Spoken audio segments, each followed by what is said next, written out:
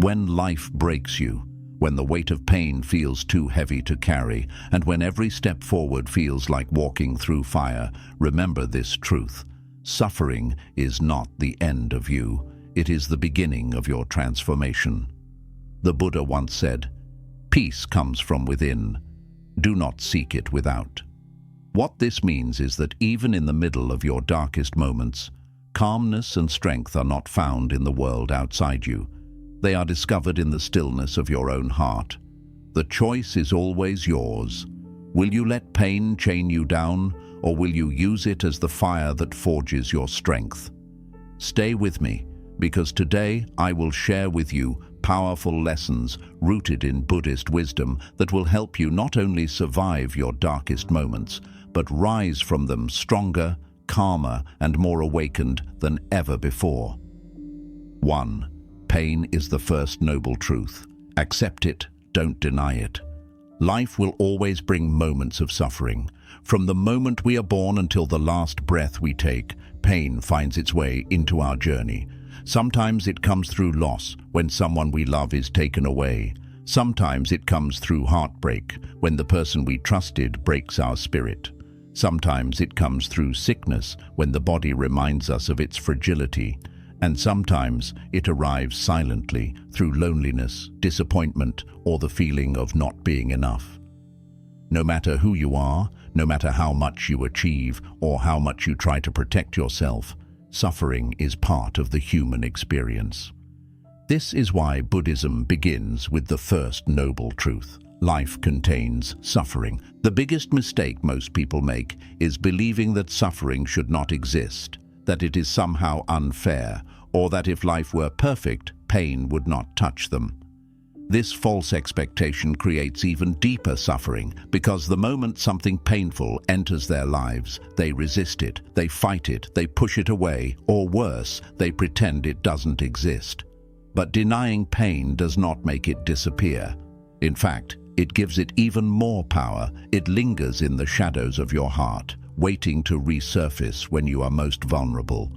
The more you suppress pain, the more it grows, feeding on your resistance like fire feeding on oxygen.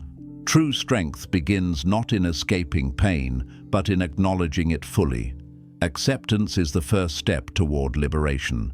Acceptance does not mean you are weak, nor does it mean you have surrendered to defeat. It means you are wise enough to stop wasting your energy in denial. Imagine someone with a wound who keeps it hidden, refusing to look at it, covering it up as if ignoring it will heal it. In truth, the wound only festers. But when that wound is finally exposed to air, to light, and to proper care, healing begins.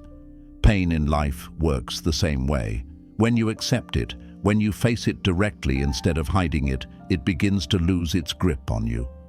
Acceptance is not about saying, "I like this pain." It is about saying, "This is what is happening, and I will face it with courage instead of fear."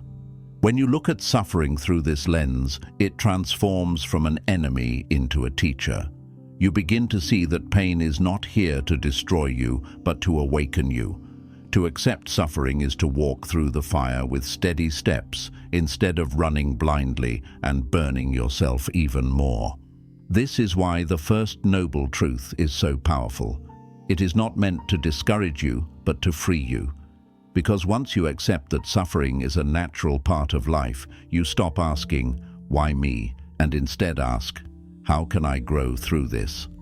And that shift alone turns pain into wisdom, weakness into resilience, and despair into strength. 2. Nothing lasts forever, even your suffering. When life breaks you, one of the heaviest illusions your mind creates is the belief that the pain you feel right now will last forever.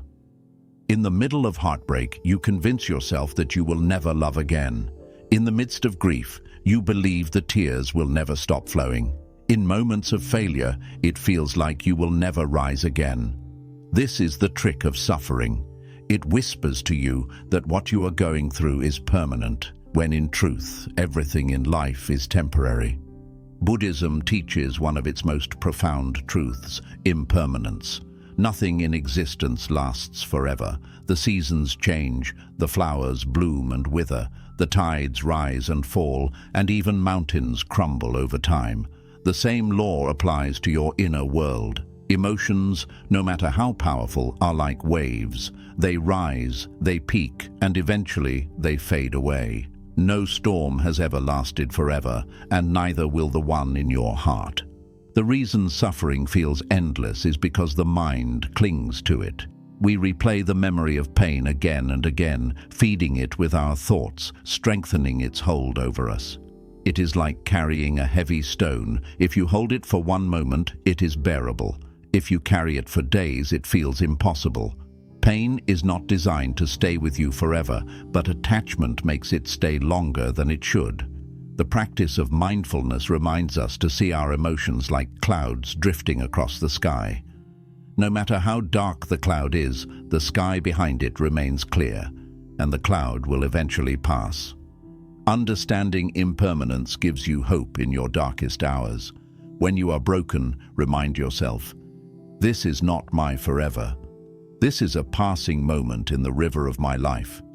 Even the sharpest pain softens with time. Think back to the hurts you carried years ago, the heartbreaks, the failures, the losses.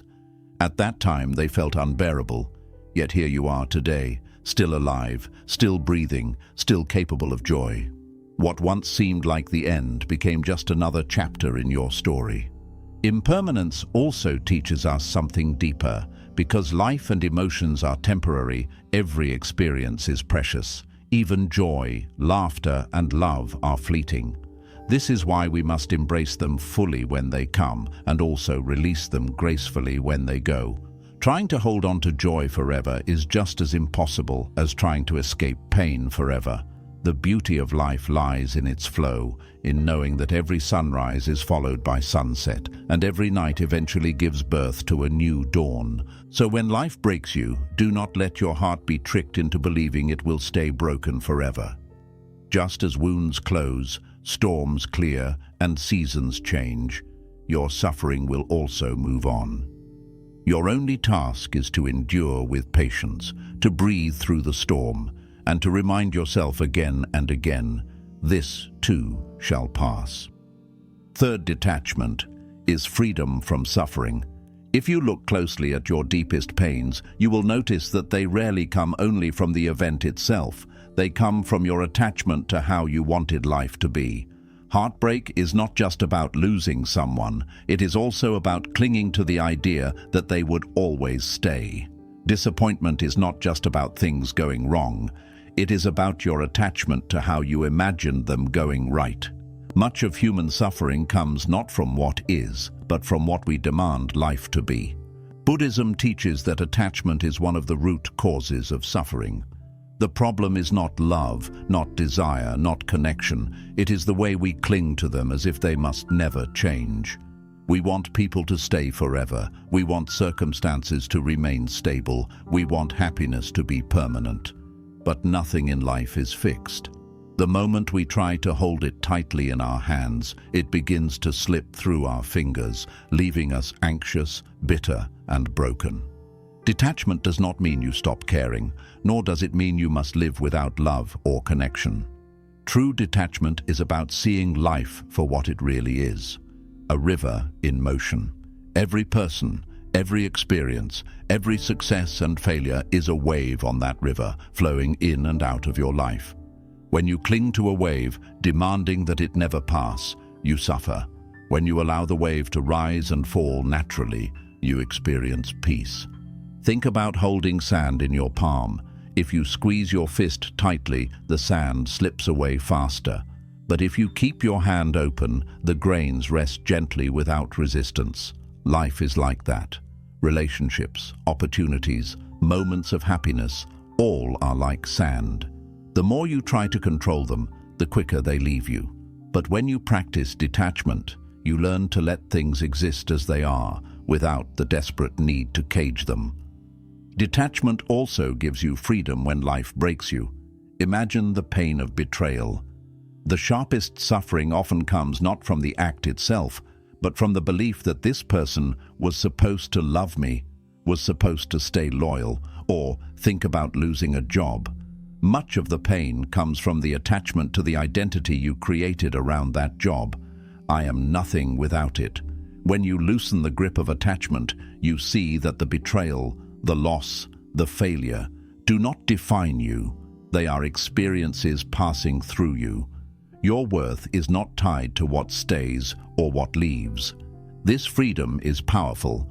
With detachment, you begin to love without chains, to work without fear of loss, to live without the constant anxiety of holding everything together. You still feel pain when something changes or ends, but you no longer let it consume you. Instead of saying, "This must stay forever," you learn to say, "I am grateful this was here, and now I let it go." That simple shift can transform heartbreak into gratitude, loss into wisdom, and endings into beginnings. In Buddhist practice, monks often meditate on impermanence to train themselves in detachment. They remind themselves that the body ages, that possessions fade, that even life itself is temporary. This is not done to create sadness, but to create freedom, because when you stop clinging, you stop living in fear. Imagine waking up each day and living fully, knowing you can enjoy what is here without being enslaved by the fear of losing it. That is the gift of detachment. So when life breaks you, examine what exactly is hurting you. Is it the event itself, or is it your clinging to the way you wanted it to be? When you learn to loosen that grip, you discover a peace that no loss, no failure, no heartbreak can ever fully take away. Detachment is not coldness, it is freedom. It is the understanding that you can love deeply, give fully, and still remain unbroken when life inevitably changes. 4. Transformation begins in silence. When life breaks you, the loudest thing in the world is often not the voices of others, but the endless noise inside your own mind. Thoughts chase each other like wild dogs. Why did this happen to me? How will I ever move forward? What if I can't recover? The mind replays the pain again and again, magnifying it until it feels unbearable. This is why silence is so important. In Buddhism, silence is not emptiness. It is medicine, a sacred space where transformation begins. When you sit in silence, you discover that the noise in your head is not permanent. At first, it feels overwhelming. Every fear, every regret, every doubt rushes in, trying to drown you. But if you remain still, breathing deeply, observing without judgment, something powerful happens. The noise begins to soften. Just as muddy water clears when left undisturbed, your mind begins to settle when you stop stirring it with constant thought. Silence is not about erasing pain. It is about giving it room to breathe so that it no longer suffocates you. Think of a forest. In the middle of the day, with animals running, birds calling, and leaves rustling, it seems loud and chaotic. But if you stop moving, if you listen carefully, you begin to notice something deeper beneath the sounds, a quiet rhythm of life that has always been there. The same is true of your mind. Beneath the storm of thoughts, there is a deeper stillness, a steady awareness that is untouched by pain. You can only reach it when you allow yourself moments of silence. Transformation begins here because silence allows you to see your suffering for what it really is. In the noise of panic, pain looks eternal and overwhelming. But in silence, you begin to notice that it rises and falls like waves. You realize that your suffering is not who you are. It is only an experience passing through you. Silence gives you perspective. Instead of drowning in your emotions, you learn to watch them like clouds drifting across the sky. They are real, but they are not permanent, and they are not you. In Buddhist practice, meditation is the gateway to this silence. Breathing in, breathing out, observing thoughts without judgment, you begin to separate yourself from the chaos of the mind. Even if you only sit for a few minutes each day, you start to notice a change. Problems that felt overwhelming shrink into manageable pieces. Pain that felt unbearable softens. and slowly the broken pieces of your heart begin to arrange themselves into something whole again. But silence is not only found in meditation. You can find it in a quiet walk under the trees, in sitting alone with your tea, in listening to the sound of rain against the window. In these simple moments, you allow yourself to step away from the endless noise of the world, the distractions, the comparisons, the opinions of others, and return to yourself. The world constantly pushes you to react, to speak, to chase, to fill the emptiness with noise. But true transformation begins when you dare to pause, to sit with yourself, and to let silence do its healing work. When life breaks you, do not rush to fix everything at once. Do not drown yourself in endless distractions, thinking they will erase the pain. Instead, give yourself silence. In that silence, you will see your suffering more clearly. You will find that it does not define you. You will feel the first sparks of peace. And from that peace, transformation begins. Because silence is not empty, it is full of answers, healing, and strength waiting to be discovered. 5. Compassion heals the wounded heart. When life breaks you, one of the first defenses the heart builds is hardness. Pain makes us shut down. We tell ourselves, I will never trust again, I will never love again, I will never let anyone close enough to hurt me again. We build walls around our wounds, thinking this will protect us. But in reality, these walls only keep healing from entering.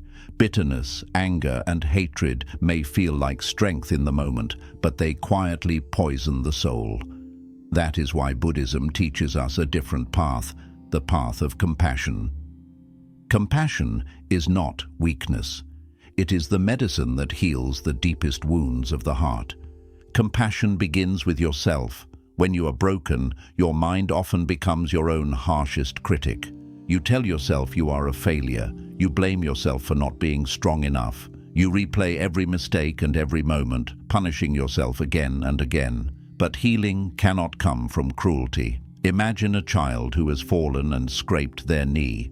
Would you scream at them for being clumsy, or would you gently clean the wound, bandage it, and comfort them until they feel safe again?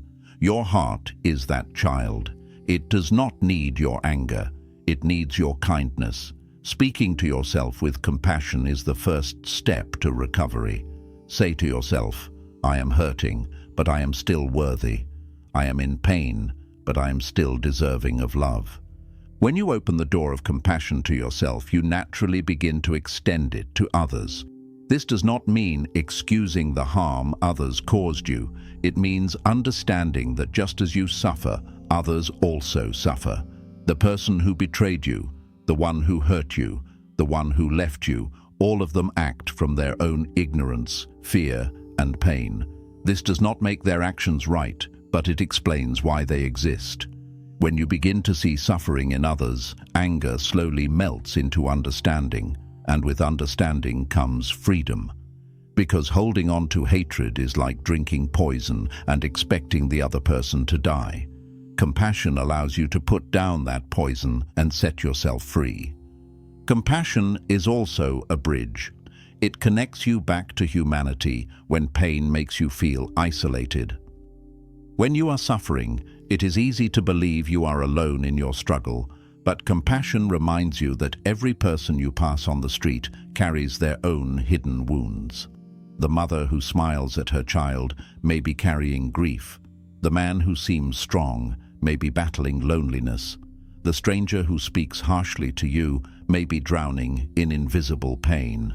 When you practice compassion, you realize suffering is universal, and in that realization, you stop feeling abandoned by life. You begin to see yourself as part of a larger human family where pain and healing are shared journeys. One of the most powerful Buddhist practices is metta, or loving-kindness meditation. In this practice, you close your eyes, breathe deeply, and repeat words of compassion, first to yourself, then to loved ones, then even to those who have hurt you. You say, may I be happy, may I be healthy, may I be free from suffering, may others be happy, may others be healthy, may others be free from suffering. At first, it feels strange to send compassion to those who caused your pain, but with time, you feel your heart softening, not for them alone, but for yourself, because when you release bitterness, you create space for peace. Compassion is not about forgetting what happened. It is not about pretending pain does not exist. It is about refusing to let pain harden you into someone you are not. It is about saying, I will not let this wound turn me into bitterness. I will choose kindness. I will choose to heal. The paradox of compassion is that while it feels like you are giving it to others, you are really giving it to yourself. Because every act of compassion releases the chains around your heart, allowing it to breathe again. So when life breaks you, remember, do not close your heart. Do not let pain transform you into something bitter. Instead, choose compassion. Be gentle with yourself. Extend kindness even to those who hurt you, not for their sake, but for your own freedom. For it is only through compassion that the heart learns to heal, and only through healing that you can rise from the ashes of your suffering, stronger, lighter, and truly free.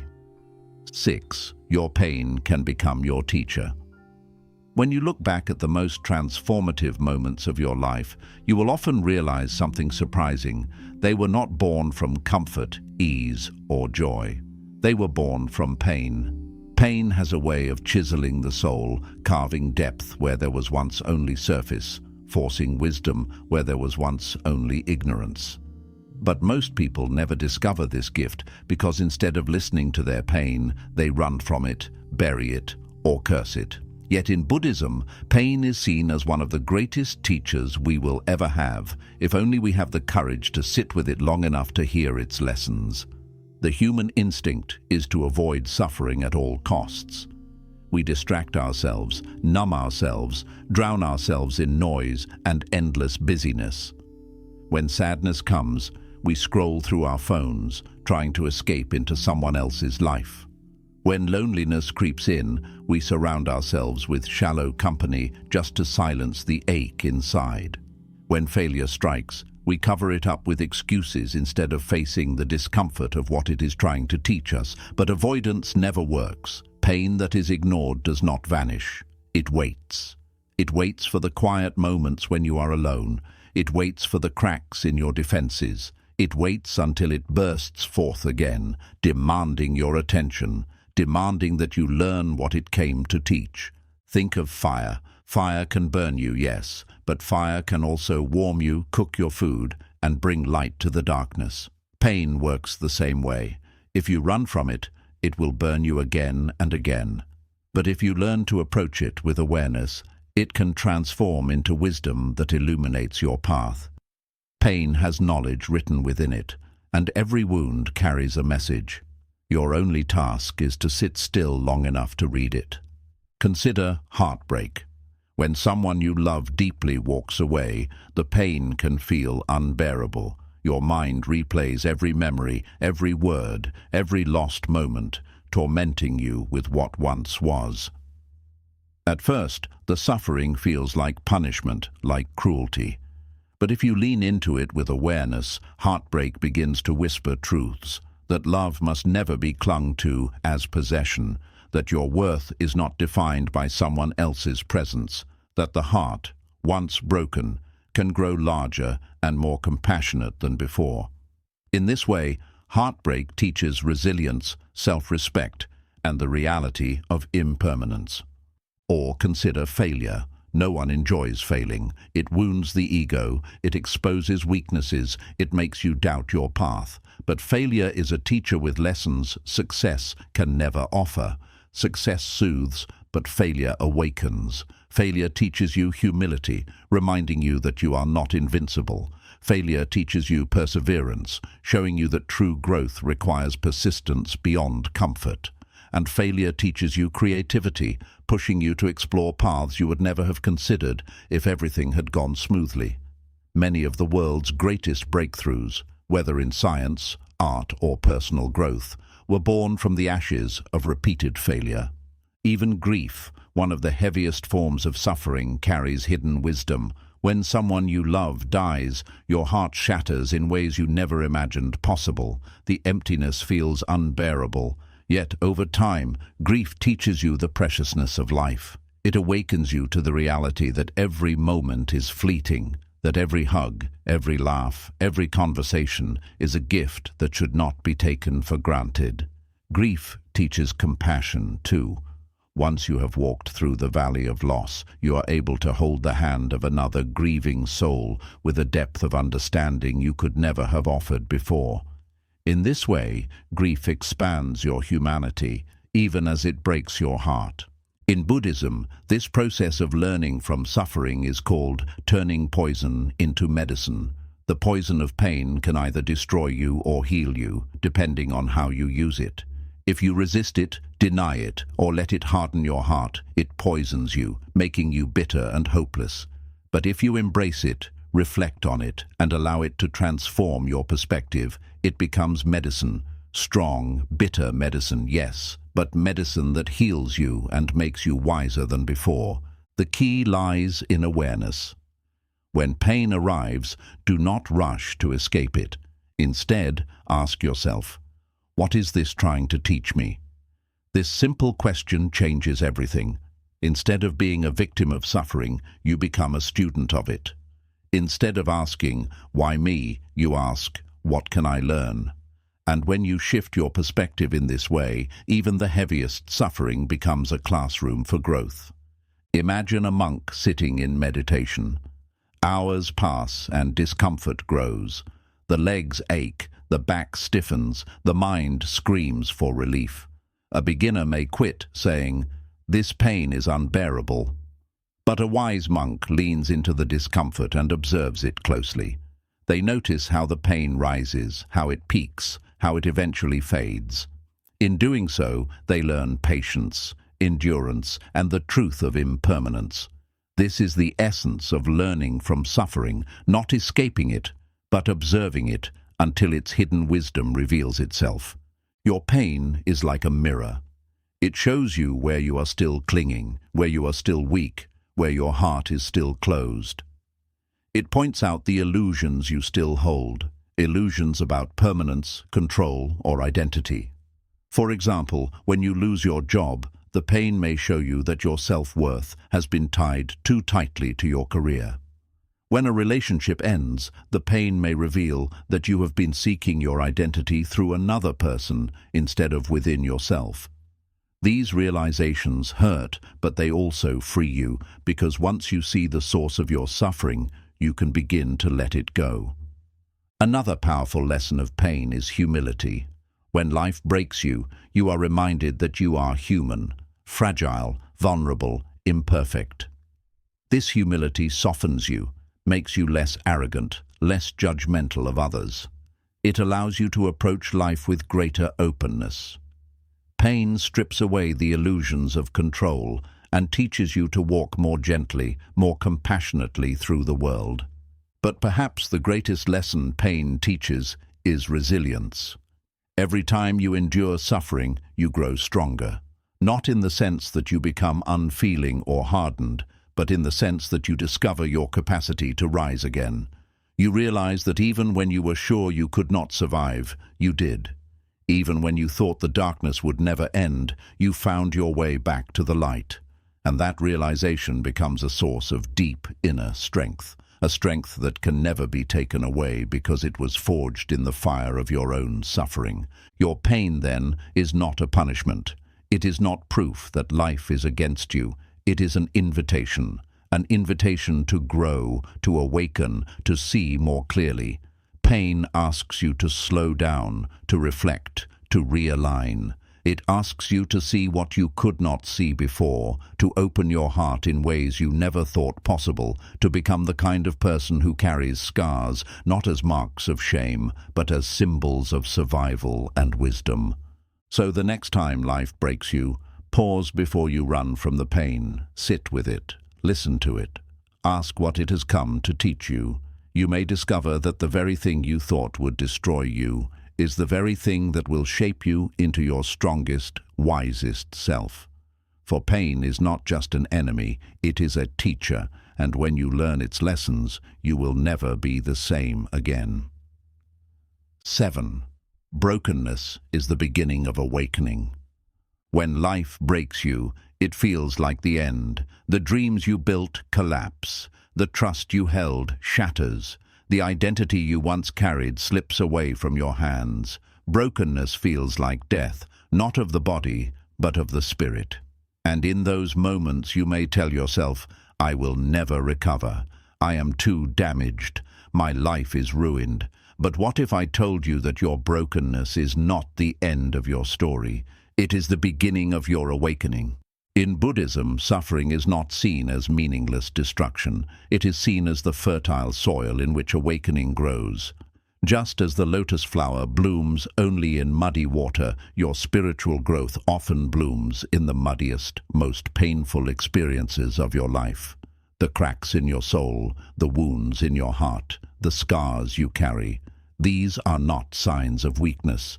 They are the openings through which wisdom, compassion, and light can enter. Think of a piece of pottery. In Japan, there is an art called kintsugi, the art of repairing broken vessels with veins of gold. The cracks are not hidden, they are not painted over or disguised. Instead, they are highlighted, filled with gold, making the object even more beautiful and valuable than before. The message is clear. Brokenness does not destroy beauty, it deepens it. You too are like that pottery. Your scars, your heartbreaks, your failures, they are the gold veins of your soul, proof that you have endured and that you are becoming more whole, not less, through your brokenness. When everything in your life is comfortable and easy, there is little reason to question, to seek, or to grow. But when life breaks you, you are forced to look deeper. You ask questions you never asked before. What really matters? What is my purpose? Who am I beyond my possessions, my relationships, my status? Brokenness strips away the illusions you once clung to and leaves you face to face with your true self. It is in these moments of collapse that many people discover their faith, their strength, or their path to awakening. Brokenness also awakens compassion. When your life has been shattered, you gain a new kind of empathy for others who are suffering. Before, you may have walked past a grieving stranger without much thought. But after grief breaks you, you recognize the pain in their eyes. Before, you may have judged someone struggling in life. But after failure humbles you, you extend them kindness instead of judgment. Brokenness softens the heart, dissolves arrogance, and teaches you to see humanity in everyone. It awakens you to the truth that we are all fragile, all vulnerable, and all in need of compassion. At first, brokenness feels like darkness. You feel lost, empty, abandoned. But in Buddhism, emptiness is not a curse. It is an opportunity. When something breaks in your life, the emptiness that remains is actually sacred space. It is the clearing where new seeds can be planted. A cup that is already full cannot be filled again, but an empty cup has infinite potential. In the same way, when life empties you through loss or suffering, it is giving you the chance to be filled with something new: wisdom, clarity, peace. Brokenness is also the death of illusion. We walk through life believing we are in control, that things will last forever, that the world owes us happiness. But suffering shatters these illusions. It shows us the truth. Nothing is permanent, nothing is fully in our control, and happiness cannot be forced. This truth may hurt at first, but it is also liberating. Once you stop clinging to illusions, you stop being a prisoner of them. Awakening begins when you see reality clearly, without the filter of false expectations. Think of a seed. A seed must first break before it can grow. If the shell remains intact, no roots can spread, no stem can rise, no flower can bloom. The breaking of the seed is not its end, it is the beginning of life. In the same way, when you are broken, it may feel like destruction, but it is actually the cracking open of your soul, allowing your deeper self to emerge. Without breaking, there is no growth. Without suffering, there is no awakening. And yet, the world often tells us to hide our brokenness, to cover our scars, to pretend everything is fine. But Buddhism teaches the opposite. Embrace your brokenness. Do not be ashamed of it. Do not rush to erase it. Instead, see it as your initiation into wisdom. For the ones who have suffered deeply are the ones who carry the deepest understanding of life. Their eyes see more clearly, their hearts feel more fully, their spirits walk more humbly. When you are broken, you may believe you are alone. But in truth, brokenness is the universal human experience. Every person you meet has a story of pain, even if they hide it well. Some hide their cracks behind laughter, others behind success, others behind silence. But no one is unbroken, and this shared fragility is what unites us. In recognizing your brokenness, you recognize your connection to every other being, and in that recognition, awakening takes root.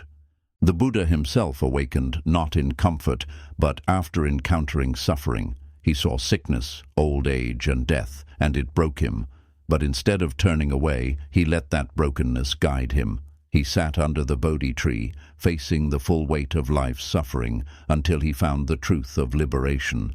This is the path available to all of us, to let our brokenness guide us toward awakening rather than despair. So the next time life breaks you, resist the urge to see it as the end. Instead, see it as the beginning of something new. Let your scars remind you of your strength. Let your emptiness remind you of your potential. Let your suffering remind you of your shared humanity, and let your brokenness become the doorway to awakening. Because brokenness is not the final chapter of your story, it is the opening line of a new one. The moment you stop hiding it and start embracing it, you realize that the pieces of you are not lost forever. They are simply being rearranged into a stronger, wiser, more compassionate version of yourself. Brokenness is the breaking of illusion, the softening of the heart, and the awakening of the soul. It is not where your journey ends, it is where your true journey begins. 8. The path of surrender, finding freedom in letting life flow. When life breaks you, the instinct is to fight back, to resist with every ounce of strength, to demand answers, to wrestle control out of the hands of fate. But often, the more we struggle against what has already happened, the deeper our suffering becomes. We think that control is the same as safety, but life again and again proves us wrong. There are forces far beyond our reach, death, change, time, the choices of others, that no amount of strength or planning can fully stop. It is here, in this tension between control and chaos, that one of Buddhism's most profound lessons shines: surrender. Surrender does not mean giving up. It does not mean you stop living or stop caring. It means you release the desperate need to control what was never in your power to begin with. It means you stop clinging to the riverbank and allow yourself to flow with the current of life. Pain often arrives because we resist reality, because we tell ourselves life should not be this way. But reality does not bend to our wishes. The storm comes whether we want it or not. The only choice we truly have is whether we exhaust ourselves fighting against it, or whether we let go and allow it to carry us to new shores. Think about water. When water meets a rock, it does not fight with rage. It does not scream, "You should not be here." It simply flows around the obstacle, soft and patient, until even the hardest stone is worn smooth. Water surrenders to the shape of the land, but in that surrender, it holds unimaginable strength. In time, rivers carve valleys, waterfalls shape mountains, and oceans reshape coastlines. This is the paradox of surrender. It appears gentle, but it carries the greatest power. In our own lives, surrender means allowing life to be what it is, even when it breaks us. It means saying, "This pain is here. I do not like it, but I will not destroy myself resisting it. I will walk with it until it passes." When you surrender in this way, something miraculous happens. The burden becomes lighter. You stop wasting energy on fighting battles you cannot win, and instead you use that strength to heal, to grow, to move forward. Surrender also means trusting that life in its wisdom has a rhythm you may not always understand. Sometimes the very thing you begged the universe for is the very thing that would have destroyed you. Sometimes the door that slammed in your face was protecting you from walking into a place that was not meant for your soul. Sometimes the heartbreak you thought would kill you was the very thing that opened your heart wide enough to hold real love in the future. Surrender is not about blind faith. It is about realizing that life sees further than you do, and that brokenness may actually be guidance disguised as loss. But how do you practice surrender when every part of you wants to fight? The answer lies in awareness. The next time pain arrives, pause and ask yourself, what am I resisting here? Often, the pain is doubled not by the event itself, but by your refusal to accept it. You are not only grieving the loss, you are fighting reality itself. By naming this resistance, you loosen its grip. You begin to breathe. You begin to flow. Meditation is one of the most powerful practices of surrender. When you sit and watch your breath, you surrender control to the present moment. You do not force the breath.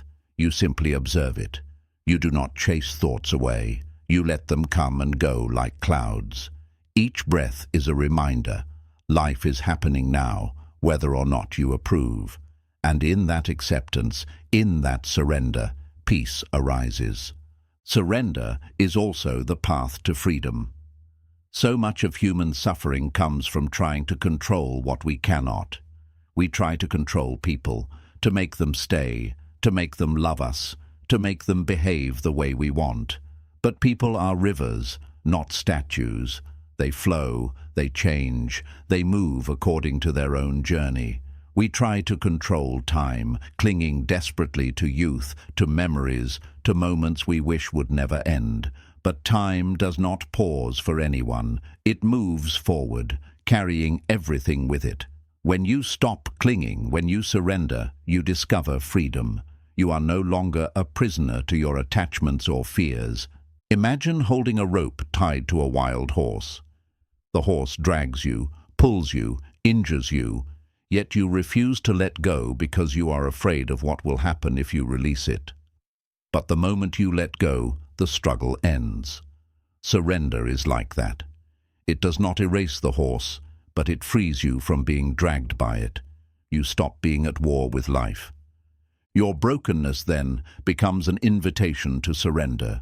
It is life's way of saying, you cannot control this. Let go. Flow with me instead of against me. And in that surrender, awakening begins. Because when you are no longer chained to illusions of control, you can finally experience the beauty of the present moment. You begin to notice the sunrise, even in your grief. You begin to hear the laughter of a child, even in your pain. You begin to find joy, not in what you can control, but in what simply is. Surrender also deepens gratitude. When you stop demanding that life fit your script, you begin to appreciate it for what it is. You stop saying, I will only be happy when everything is perfect, and instead say, I am grateful even in this imperfection.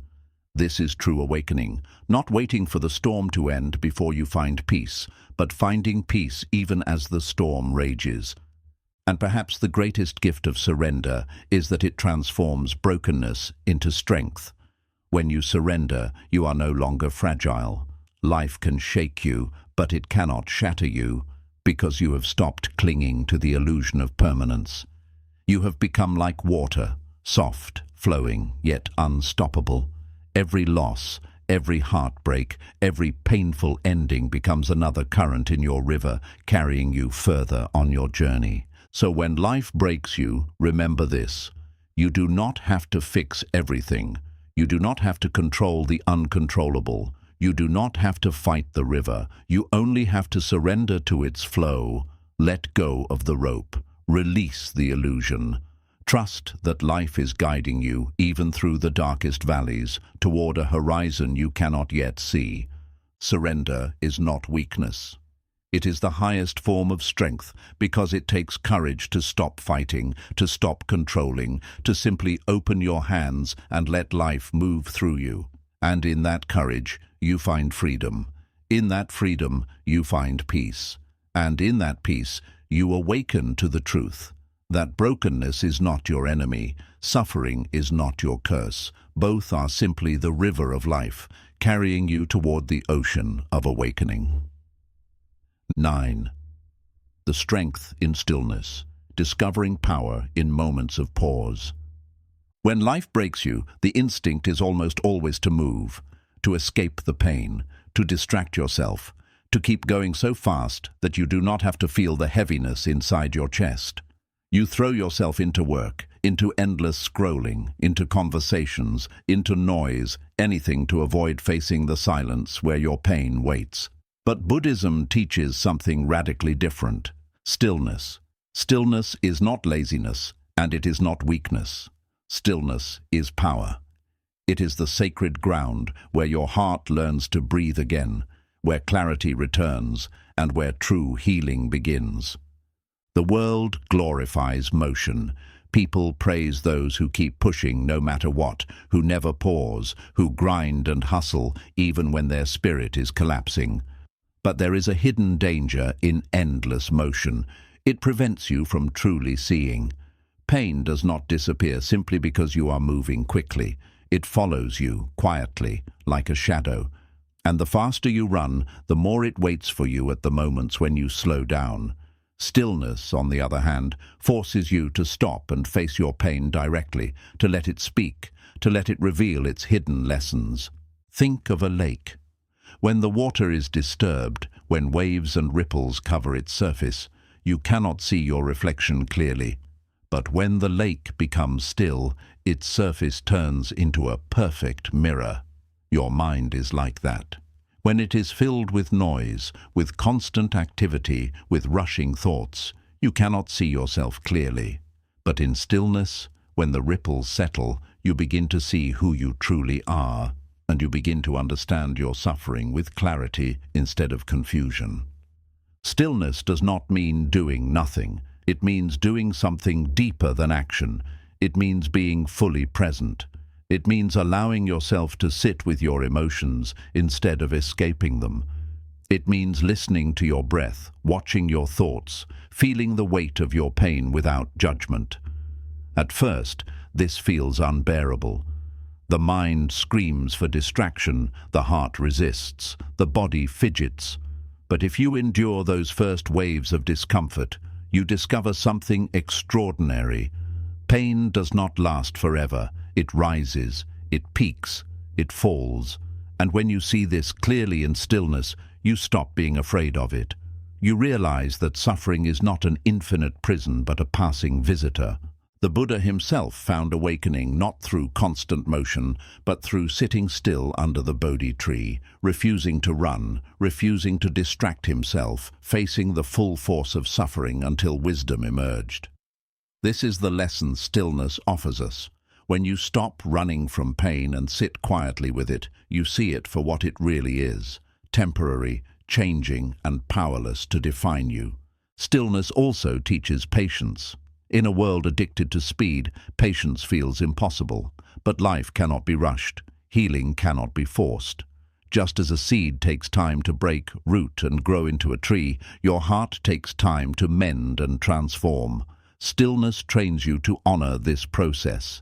It reminds you that you do not need all the answers right now, that you do not need to solve your entire life in a single moment. You simply need to breathe, to endure, to wait with gentle awareness until the path becomes clear. In stillness, you also discover resilience.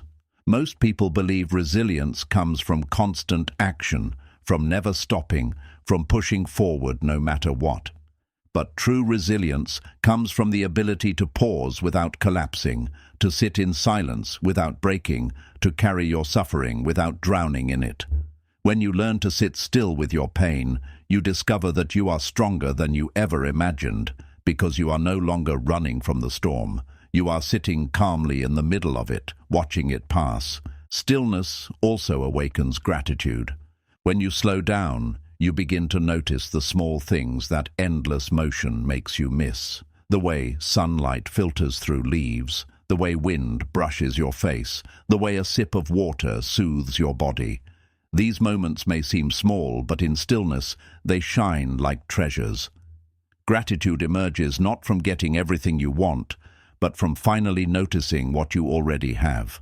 And this gratitude, even in the midst of suffering, becomes a balm for the wounded heart. There is another hidden power in stillness. It allows you to hear your inner voice. When life breaks you, the voices of others become loud. People tell you what to do, what to feel, how to move on. The world offers endless opinions, advice, and distractions. But beneath all that noise, there is a quieter voice, the voice of your true self, the voice of wisdom. It does not shout, it whispers, and you can only hear it when you are still. In stillness, that voice guides you. It reminds you of your strength, your purpose, your worth. It shows you that even in brokenness, you are whole. To practice stillness does not mean you must retreat to a mountain or sit for hours in meditation. You can find stillness in small ways, in taking 3 deep breaths before reacting, in sitting quietly with a cup of tea, in walking slowly and mindfully without rushing anywhere, in spending 5 minutes observing your thoughts instead of escaping them. These moments, though small, have the power to transform the way you experience suffering, and yet stillness requires courage. It is far easier to stay busy, to drown in noise, to distract yourself. Stillness is brave because it demands honesty. It forces you to face your wounds without disguise. It strips away the armor of busyness and leaves you bare with your pain. But in that honesty lies transformation. For once you have sat with your suffering in stillness, it loses its ability to terrify you. You no longer fear silence because you have discovered that silence is not empty, it is full of healing. When life breaks you then, do not only run, do not only fight, do not only struggle. Instead, find moments of stillness. Sit with your pain. Let it speak. Let it pass. Let the quiet teach you patience, resilience, gratitude, and clarity. For in stillness you discover that you are not your pain. You are the awareness watching it. You are the lake beneath the ripples, the sky behind the clouds, the silence beneath the noise. And in that realization, you awaken to a strength deeper than motion, a strength born of stillness itself.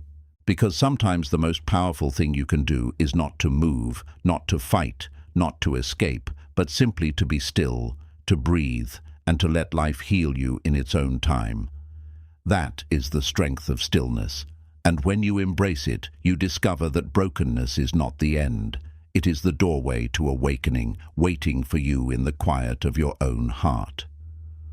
Rising from the ashes, rebuilding a new self after pain. When life breaks you, it often feels as though everything you once knew, everything you once believed in, everything you once built, has been reduced to ashes. The home you made in your relationships collapses. The identity you carefully shaped around your work or achievements crumbles. The future you imagined vanishes like smoke. You stand among the ruins of your own life, and the silence feels unbearable. You wonder, who am I now? How do I continue? How do I begin again? It is in this space of ruin, however, that the deepest transformation becomes possible. Just as forests burn and from their ashes new life eventually emerges, so too does your soul carry within it the power to rise again.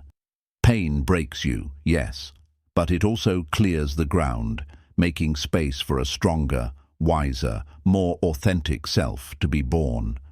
This is the lesson of rising from the ashes. Destruction is never the end, it is the beginning of creation.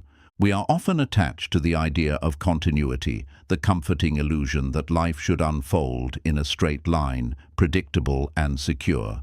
But reality does not work that way. Reality works in cycles: birth, death, rebirth, gain, loss, renewal. Everything is in motion, everything is impermanent. When life breaks you, it is not closing your story, but shifting you into a new chapter, one you may not have chosen, but one that will awaken parts of you that could not exist before. To rebuild a new self after pain, the first step is acceptance of the ashes. Too often, people rush to rebuild, stacking bricks of denial or distraction on top of ruins, hoping to return to what once was. But rebuilding does not mean recreating the past. It means allowing the old to rest, to die its natural death, so something new can emerge. If you cling to the past, your new life will always be haunted by what was lost. If you release it, you open your heart to what can be born. Think of the phoenix, the mythical bird that is consumed by fire, reduced to ash, and yet rises renewed, radiant and stronger than before. The phoenix does not fight the fire. It surrenders to it, knowing that destruction is part of its nature, part of its destiny, part of its cycle. In the same way, your pain, as unbearable as it feels, is the fire that burns away illusions, ego, and attachments that no longer serve you. It leaves only the essence of who you truly are, and from that essence you can rise. But rising is not immediate. It begins with small steps, small acts of self-care, small choices of courage. Sometimes simply getting out of bed is an act of rising. Sometimes taking a breath without breaking into tears is an act of rising. Sometimes reaching out to a friend or sitting in meditation for 5 minutes is an act of rising. Do not underestimate these small victories. They are the foundation stones of your new life. Healing is not about speed. It is about patience, persistence, and compassion for yourself. As you rebuild, you begin to notice something powerful. The version of yourself that emerges from suffering is different from the one that fell into it. You are softer in some ways and stronger in others. You are less interested in superficial pursuits and more drawn to meaning. You no longer take small joys for granted. You become less arrogant, more humble, more compassionate, more present. Pain may have broken your old self, but in doing so, it shaped you into someone more alive, more awake, more real. Rising from the ashes also means discovering purpose in your suffering. This does not mean romanticizing pain or pretending it was good in itself. It means choosing to use it. Every scar can become a light for others.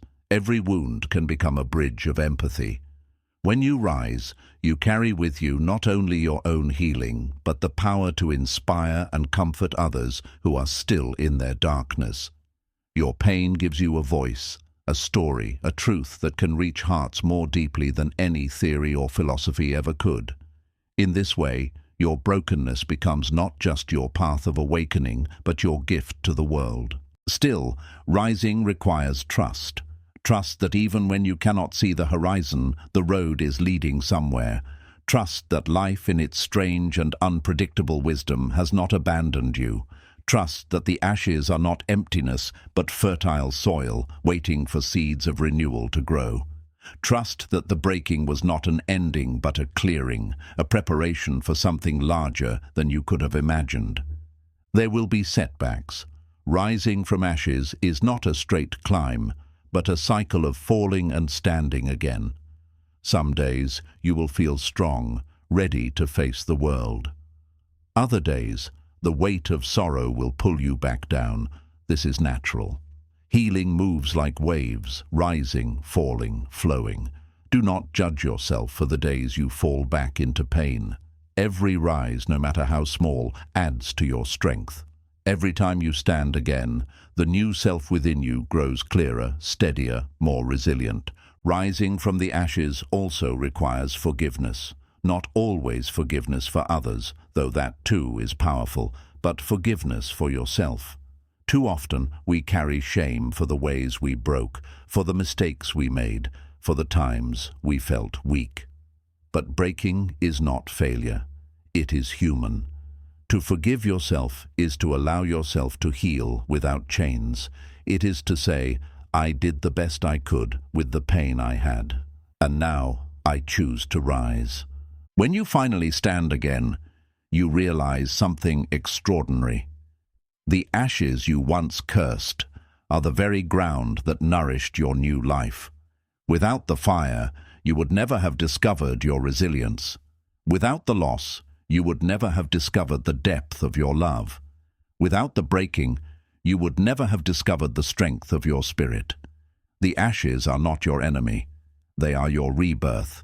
So when life breaks you, do not despair at the ruins. Do not believe the lie that everything is over. Instead, breathe, accept, trust, rise slowly, gently, patiently. Build not the same life you had before, but a new one, deeper and truer. For it is in the ashes that the phoenix is reborn, and it is in your brokenness that your awakening begins. Your pain is not the end of your story. Your scars are not proof of your weakness. They are proof of your survival, proof of your growth, proof of your becoming. Rise from the ashes, not as the same person you were, but as the person you were always meant to be. Freedom beyond the chains of suffering, awakening the unshakable self. When life breaks you, it feels like chains are tightening around your heart. Every thought feels heavy, every breath feels burdened, and every step feels as though you are dragging the weight of the past behind you. You feel trapped, not just by circumstances, but by your own mind, by memories that replay endlessly, by regrets that gnaw at your spirit, by fears that paralyze you from moving forward. This is what suffering does. It convinces you that you are imprisoned. But Buddhism reminds us of a greater truth. Freedom is always possible. Even in the midst of pain, even in the heart of brokenness, there is a deeper self within you that cannot be chained, a self that can never be destroyed. We often believe freedom comes only when the outer world changes, when the sickness is healed, when the heartbreak is repaired, when the storm finally passes. But true freedom is not dependent on circumstances. True freedom is an inner liberation, the realization that while pain can touch your body, your possessions, your relationships, it cannot touch the deepest part of you. There is within you an awareness, a stillness, a clarity that remains unbroken, no matter how much the surface of life shatters. The path of Buddhism is the path of remembering and awakening to this unshakable self. Think of the sky. Storms come, clouds gather, lightning strikes, rain falls. At times the sky seems dark and chaotic, but above the storms the sky is always clear, vast, untouched. Your mind, your awareness is like that sky. Pain is the storm. It is real, it is powerful, but it is temporary. The problem is that most of us identify only with the storm. We forget the sky. We believe that we are nothing more than our suffering. But in stillness, in meditation, in awareness, we begin to remember, I am not the storm. I am the sky that holds it. And with that realization, the chains of suffering begin to loosen. This freedom begins with observation. When you are broken, your instinct is to drown in emotion. You tell yourself, I am grief, I am anger, I am despair. But when you sit in awareness, you begin to notice. Grief is here, anger is here, despair is here. Do you feel the difference? One is identification. You become the suffering. The other is observation. You witness the suffering. The moment you shift from being the pain to witnessing the pain, you create space. That space is freedom. That space is the doorway to awakening. But this shift does not happen instantly. It requires practice, patience, and courage. Meditation is one of the most powerful tools here. When you close your eyes, breathe deeply, and watch your thoughts rise and fall. Without chasing them, you are training yourself to remember the sky. You are practicing the art of being the witness, not the storm. At first, it is difficult. The mind resists, emotions overwhelm. But slowly, you begin to notice patterns. The way sadness rises and then fades. The way anger flares and then cools. The way fear grips and then releases. You realize that every emotion has a beginning, a middle, and an end. None of them last forever, and in that realization the chains of suffering weaken. This inner freedom also comes from letting go of identification with the ego. Much of our pain comes from the stories we tell ourselves. I am this job. I am this relationship. I am this success. I am this failure. When these external things are broken, we feel broken with them. But Buddhism teaches that you are not these roles, these possessions, these fleeting identities. You are something deeper, an awareness that existed before these things and will exist long after they are gone. To awaken to this truth is to free yourself from the prison of false identity. Imagine holding a clay pot.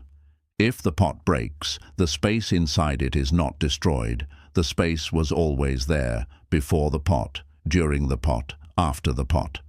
You are that space. The roles, the identities, the stories of your life are the clay pot. They can break, they can change, they can vanish. But the space of your true self remains untouched, infinite, free. When you awaken to this, suffering loses its ability to imprison you. Freedom also comes through compassion. When you extend compassion to yourself, you stop chaining yourself with guilt, shame, and self-criticism. You release the belief that you must punish yourself endlessly for your mistakes. You begin to forgive yourself, and in doing so, you step out of the prison you built with your own hands. When you extend compassion to others, you stop chaining yourself with hatred, resentment, and vengeance. You realize that holding anger toward another is like grasping a burning coal. It only burns you. By letting go, you free yourself, even if the other person never changes. Still, freedom is not about escaping reality. It is about embracing it fully. It is not about avoiding pain, but about seeing pain for what it is, a temporary storm, a passing visitor. Freedom does not mean life will never hurt again. It means that when it does, you no longer lose yourself in it. You feel the pain, yes, you allow the tears, the heartbreak, the grief, but you also know that beneath it all, there is a stillness that cannot be touched. That knowing is what sets you free. This inner freedom is not only for monks or saints, it is available to anyone willing to practice awareness. You do not need to retreat to a mountain or live in silence for years. You can practice in daily life. The next time anger rises, notice it. Anger is here. The next time sadness overwhelms, whisper to yourself, sadness is visiting. In doing so, you create space. You remind yourself that you are not these emotions. You are the one who sees them, and slowly, step by step, you begin to live with a lightness, a freedom, even in the midst of suffering. The greatest paradox of freedom is this. You discover it not by escaping life, but by fully engaging with it. You find it not by avoiding brokenness, but by walking straight into it with awareness. When life breaks you, when the chains of suffering feel unbearable, do not forget that within you there is something unbreakable, something untouchable, something eternally free. That is your true self. That is the sky beyond the storm. So when life breaks you, remember, the chains of suffering are not as strong as they seem. They are made of illusion, of attachment, of identification. The key to freedom has always been in your hands. The key is awareness. Use it. Open the door. Step out of the prison of pain and into the vastness of your true self. And when you do, you will discover that even in brokenness, you were never truly trapped. You were always free. Embracing emptiness, the doorway to wholeness. When life breaks you, one of the most terrifying experiences is the feeling of emptiness. You lose something, a person, a dream, a part of yourself, and suddenly it feels as though there is a hollow space inside you, a void that nothing can fill. The house feels too quiet, the bed feels too big, your heart feels like an abandoned temple. You walk through life and carry this emptiness like a secret wound, and you whisper to yourself, I am incomplete. I am nothing but a shadow now. In the human mind, emptiness often feels like death. We spend much of our lives trying to avoid it. We surround ourselves with noise, distractions, possessions, and constant activity to fill the silence within. We tell ourselves that if we can just keep moving, we will never have to face that hollow ache. But Buddhism teaches something radically different. Emptiness is not your enemy. Emptiness is not the end. Emptiness is the doorway to wholeness, the very space in which awakening becomes possible. To understand this, we must first see what emptiness really means. In Buddhism, the word often used is shunyata, the truth that everything is empty of permanent, independent existence. Nothing exists in isolation. Everything is connected, changing, dependent on countless causes and conditions. A flower is not just a flower. It contains the soil, the water, the sun, the air, the seed, the gardener. It is empty of being separate, but full of everything that made it bloom. Emptiness, then, does not mean nothingness. It means interconnection, impermanence, openness. It is the truth that nothing is fixed, and therefore everything is possible. When life breaks you, the emptiness you feel is often the emptiness of identity. You lose what you thought defined you, your role, your relationship, your success, and suddenly you feel like nothing is left. But look closer. The emptiness you fear is not a void waiting to destroy you. It is space waiting to hold something new. Just as a cup must be empty to be filled, your soul must sometimes be emptied of illusions to be filled with truth. The emptiness is not absence. It is potential. Think of the night sky. To the human eye, it looks like vast emptiness, an infinite black void. But in reality, that emptiness is alive with galaxies, stars, planets, and cosmic mysteries beyond imagination. The emptiness is not barren. It is the womb of creation. In the same way, the emptiness inside you is not lifeless. It is the womb of your rebirth, the fertile ground where your new self can grow. Without emptiness, there is no space for transformation. Yet, most people fear emptiness because it feels lonely. When a loved one leaves, the silence feels unbearable. When a dream collapses, the future feels like a blank page, too heavy to write on. But loneliness, when seen with awareness, reveals something profound. The space that feels empty is the space where you meet yourself. For years, you may have been defined by others, by their approval, by their presence. But in the silence of emptiness, you finally encounter your own soul. You begin to ask, "Who am I?" when everything else is stripped away. And in that question lies the seed of awakening. Emptiness also teaches impermanence. The void you feel now is not forever.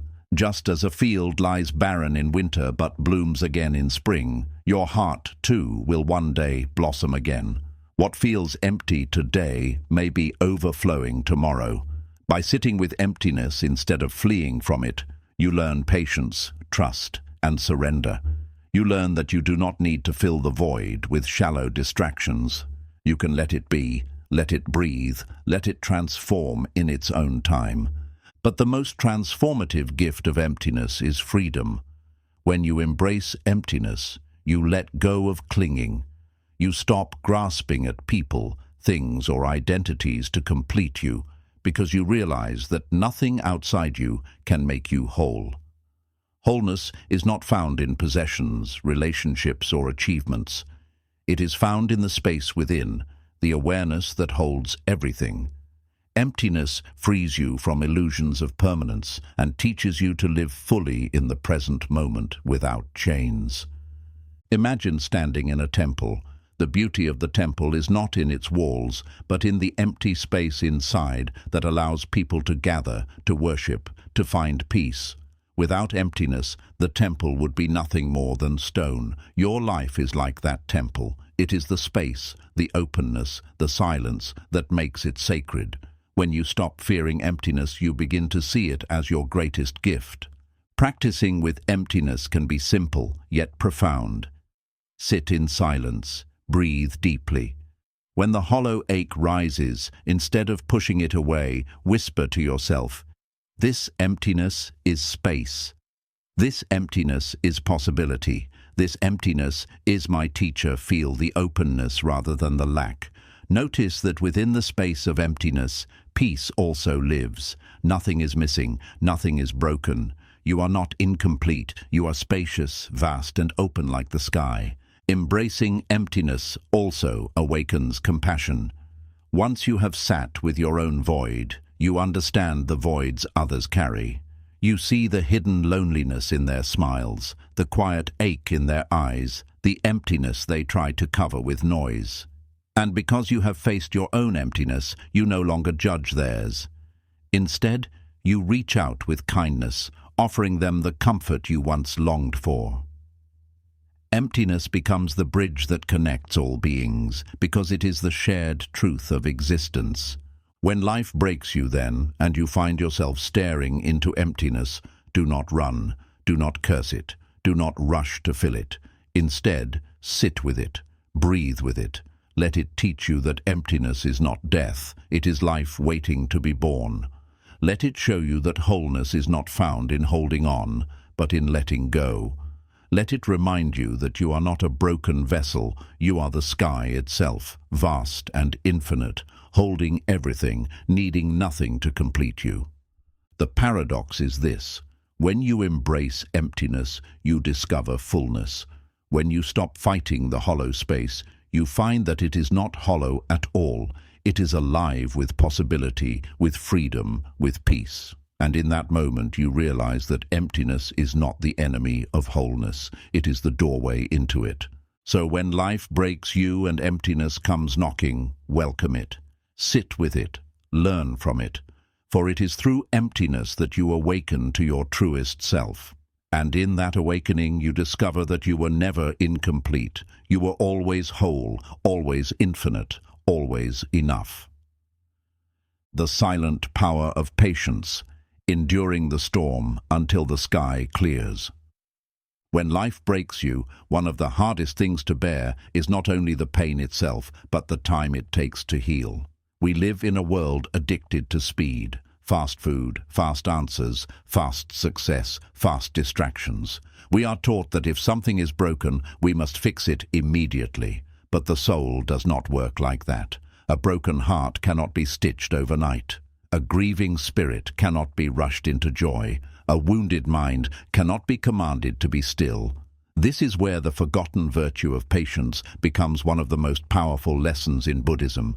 Patience is not passive weakness. Patience is strength. Patience is wisdom. Patience is the quiet endurance that carries you through suffering until healing arrives in its own time. When the storm of suffering comes, the first instinct of the mind is resistance. I must get rid of this pain now. I must move on now. I must be strong now. But this urgency creates more suffering, because life cannot be hurried. Just as you cannot force a seed to bloom before its season, you cannot force your heart to mend before it is ready. Patience teaches you to trust the natural rhythm of life, to accept that every storm has its own duration, every wound its own pace of healing, every season its own time to end. Think of the seasons. Winter does not turn into spring in a single night. The snow melts slowly, the soil warms gradually. The first shoots of green emerge quietly before the flowers arrive. Healing works the same way. It is not a sudden explosion of light, but a slow unfolding. Patience is the virtue that allows you to wait without despair, to endure without breaking, to trust that even when all you see is winter, spring is silently preparing beneath the surface. Patience also transforms the way you experience suffering. Without patience, pain feels unbearable because you believe it must end immediately. With patience, pain becomes something you can hold, something you can breathe through, something you can survive. When you practice patience, you whisper to yourself, "This hurts, but I can endure. This feels endless, but it will pass. I do not need to rush, I only need to stay." And suddenly, the unbearable becomes bearable. In Buddhism, patience, kshanti, is considered one of the highest perfections a person can cultivate. It is not simply waiting without complaint.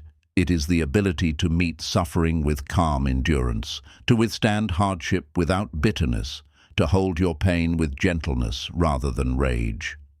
The Buddha himself taught that patience is the greatest form of strength, not the strength of fists or force, but the strength of a heart that refuses to collapse under the weight of suffering. Imagine a mountain. Storms batter it with wind and rain, snow covers its peaks, lightning splits its skies. Yet the mountain does not run. It does not demand that the storm stop immediately. It simply endures, rooted deeply in the earth, standing tall in silence. In time, the storm passes and the mountain remains.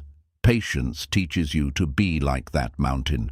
Life may break you, storms may batter you, but if you stand rooted in patience, you will outlast them all.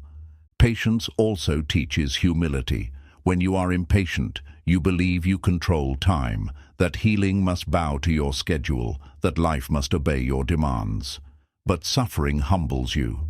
It teaches you that time is not in your hands. Patience is the act of bowing to the rhythm of the universe, of surrendering control, of recognizing that life unfolds in its own way. This humility softens the ego and opens the heart to acceptance.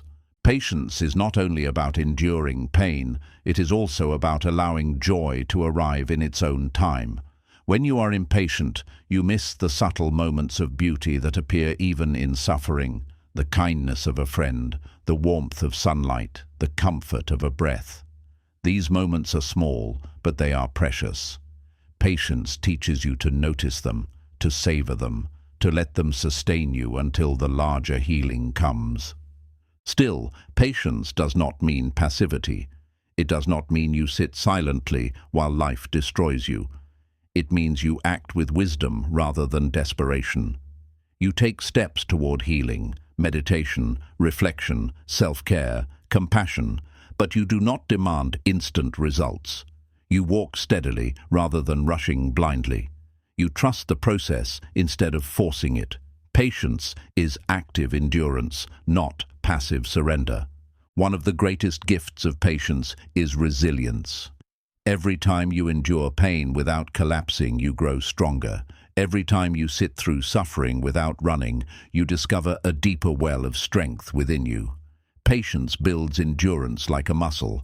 The more you practice it, the more you realize that you can survive storms that once seemed impossible. This resilience stays with you, making you unshakable even when future storms come. Patience also transforms your relationship with others. When you practice patience with yourself, you stop demanding perfection. You forgive yourself for needing time, for stumbling, for not being over it yet. And when you extend patience to others, you stop demanding that they heal or grow according to your timeline. You give them space to unfold in their own rhythm, and in doing so, you create relationships rooted in compassion rather than control. Think of a wound on the body. You cannot force it to close faster by picking at it or demanding it heal now. You can clean it, protect it, nourish your body, but ultimately it heals in its own time. The soul is the same. Patience is the bandage that protects your wound while time does its work. Without patience, you reopen the wound again and again, delaying healing. With patience, you allow the natural wisdom of life to restore you. But patience requires trust. Trust that life is not against you. Trust that healing is possible even when it feels invisible. Trust that the storm will not last forever. This trust does not erase suffering, but it gives you the courage to endure it. It reminds you that you do not need to see the horizon to know the dawn is coming. When life breaks you, then, do not demand instant healing. Do not curse yourself for still hurting. Do not rush to cover your wounds with false smiles. Instead, practice patience. Sit with your pain. Endure with gentleness. Trust the slow unfolding of time. Whisper to yourself, "This is hard, but I can endure. This is painful, but it will pass." And with each day, each breath, each act of patience, you will feel the quiet strength of your spirit growing, like a tree rooting itself deeper into the earth with every passing season. The truth is this: storms always end, wounds always heal, winters always turn to spring. If you endure with patience, you will one day look back and realize that what once felt endless was only a chapter, not your whole story. And in that realization, you will discover that patience was not just a virtue, it was your salvation. So when life breaks you, remember, patience is not weakness. It is the silent power that carries you through the darkest nights until the sky clears. It is the strength of the mountain, the endurance of the seed, the trust of the seasons. Practice patience, and you will discover that even in suffering, you are never truly lost. You are only waiting, enduring, transforming, until the dawn returns. Acceptance, the art of making peace with what is. When life breaks you, much of the pain you feel does not come only from what happened, but from the way you fight against it. Something occurs, a heartbreak, a betrayal, an illness, a loss, and immediately the mind resists. You say to yourself, "This should not have happened. This is unfair. My life was not meant to go this way." You replay the past endlessly, rewriting it in your imagination, trying to change what is already done. But the more you resist reality, the more suffering you create. This is why Buddhism teaches the profound and liberating art of acceptance. Acceptance does not mean you approve of what happened. It does not mean you like it, or that you stop grieving, or that you surrender to hopelessness. Acceptance means you stop fighting reality. You stop wasting energy on wishing that things were different when they are not. You open your hands and say, "This is how life is in this moment. I will meet it as it is, not as I demand it to be." And in that moment, the chains of suffering begin to loosen. Consider a river. When you stand in the middle of the current and resist, pushing against the flow, you exhaust yourself. The river does not stop. It keeps moving, dragging you under. But when you surrender and float, the river carries you. Life is that river. It moves with or without your approval.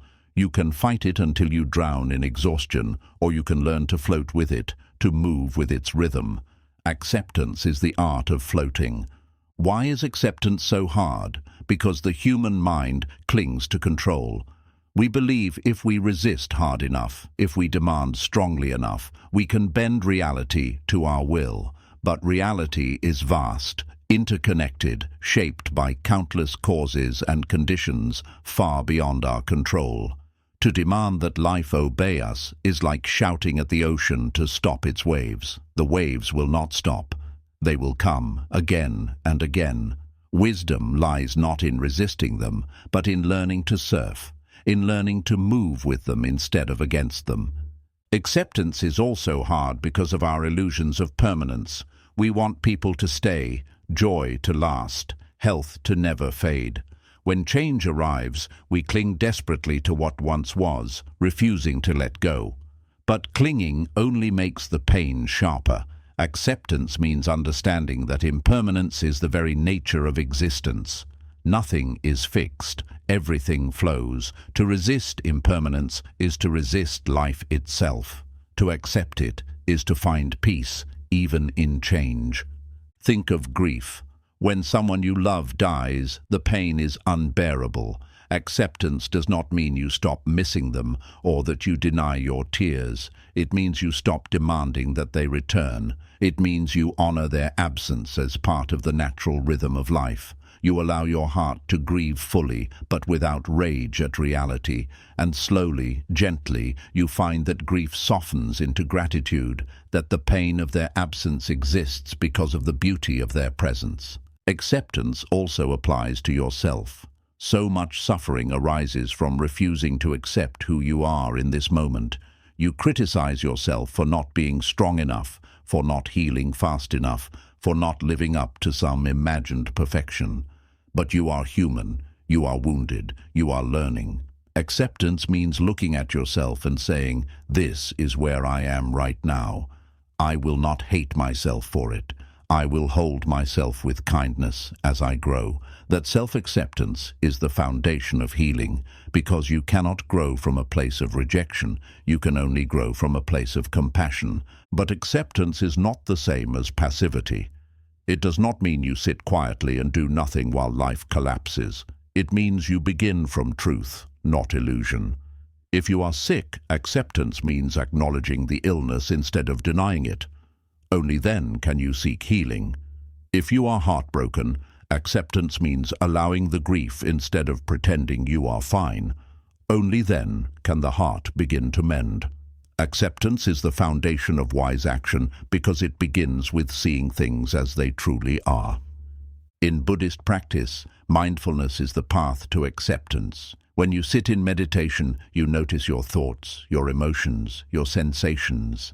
Instead of pushing them away, you say, "Ah, this is anger. Ah, this is sadness. Ah, this is fear." You observe without judgment, without resistance. In doing so, you learn the habit of acceptance. You learn to let experiences rise and fall naturally, like waves in the ocean. This practice, repeated over and over, builds the muscle of acceptance that you can carry into your daily life. Acceptance also brings deep peace. Imagine carrying a heavy rock on your back. Every step is painful, but you refuse to put it down because you insist this rock should not exist. Acceptance is the act of putting down the rock. The rock may still be near you, it may still exist, but you are no longer carrying its weight. You no longer fight against what already is. Peace does not come from removing all pain from life. Peace comes from accepting that pain is part of life and learning to live with it gracefully. Acceptance is also the key to forgiveness. When you accept that people act from their own ignorance, their own wounds, their own blindness, you stop demanding that they should have been different. This does not mean you excuse their harm. It means you release the illusion that the past could have been otherwise.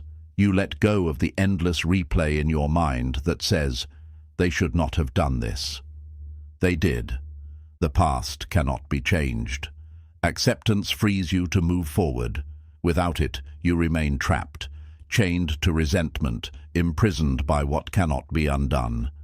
Even in suffering, acceptance creates space for joy, because when you accept what is, you stop wasting energy fighting reality. That energy can then be directed to noticing beauty, however small, the warmth of sunlight, the taste of tea, the smile of a stranger. Acceptance does not erase pain, but it allows joy to coexist with it. You realize that even in the midst of brokenness, life still offers gifts. And here lies the deepest truth. Acceptance is freedom. When you accept reality, you are no longer enslaved by it. You are no longer dragged by the river. You are flowing with it. You are no longer crushed by impermanence. You are dancing with it. You are no longer imprisoned by the past. You are alive in the present. So when life breaks you, practice acceptance. Accept the loss, accept the grief, accept yourself, not as surrender, not as defeat, but as the highest form of strength. Because when you make peace with what is, you open the door to what can be. Acceptance is not the end of your journey. It is the beginning of true harmony with life. And when you live in harmony, no storm can drown you, no loss can destroy you, no pain can chain you. You become like the river itself, flowing, enduring, alive. The power of surrender, trusting the flow of life when you cannot see the shore. When life breaks you, one of the deepest sources of suffering is the desperate need to control everything. You want to control the outcome, control the timing, control the people around you, even control your own emotions. You tell yourself, if I can just hold on tighter, if I can just push harder, I can stop the pain, I can fix what went wrong, I can force life back into the shape I want. But the truth is harsh and humbling. There are forces in this universe far bigger than your will. Death, change, time, the choices of others. These cannot be tamed by your grasp. The harder you cling, the more you suffer.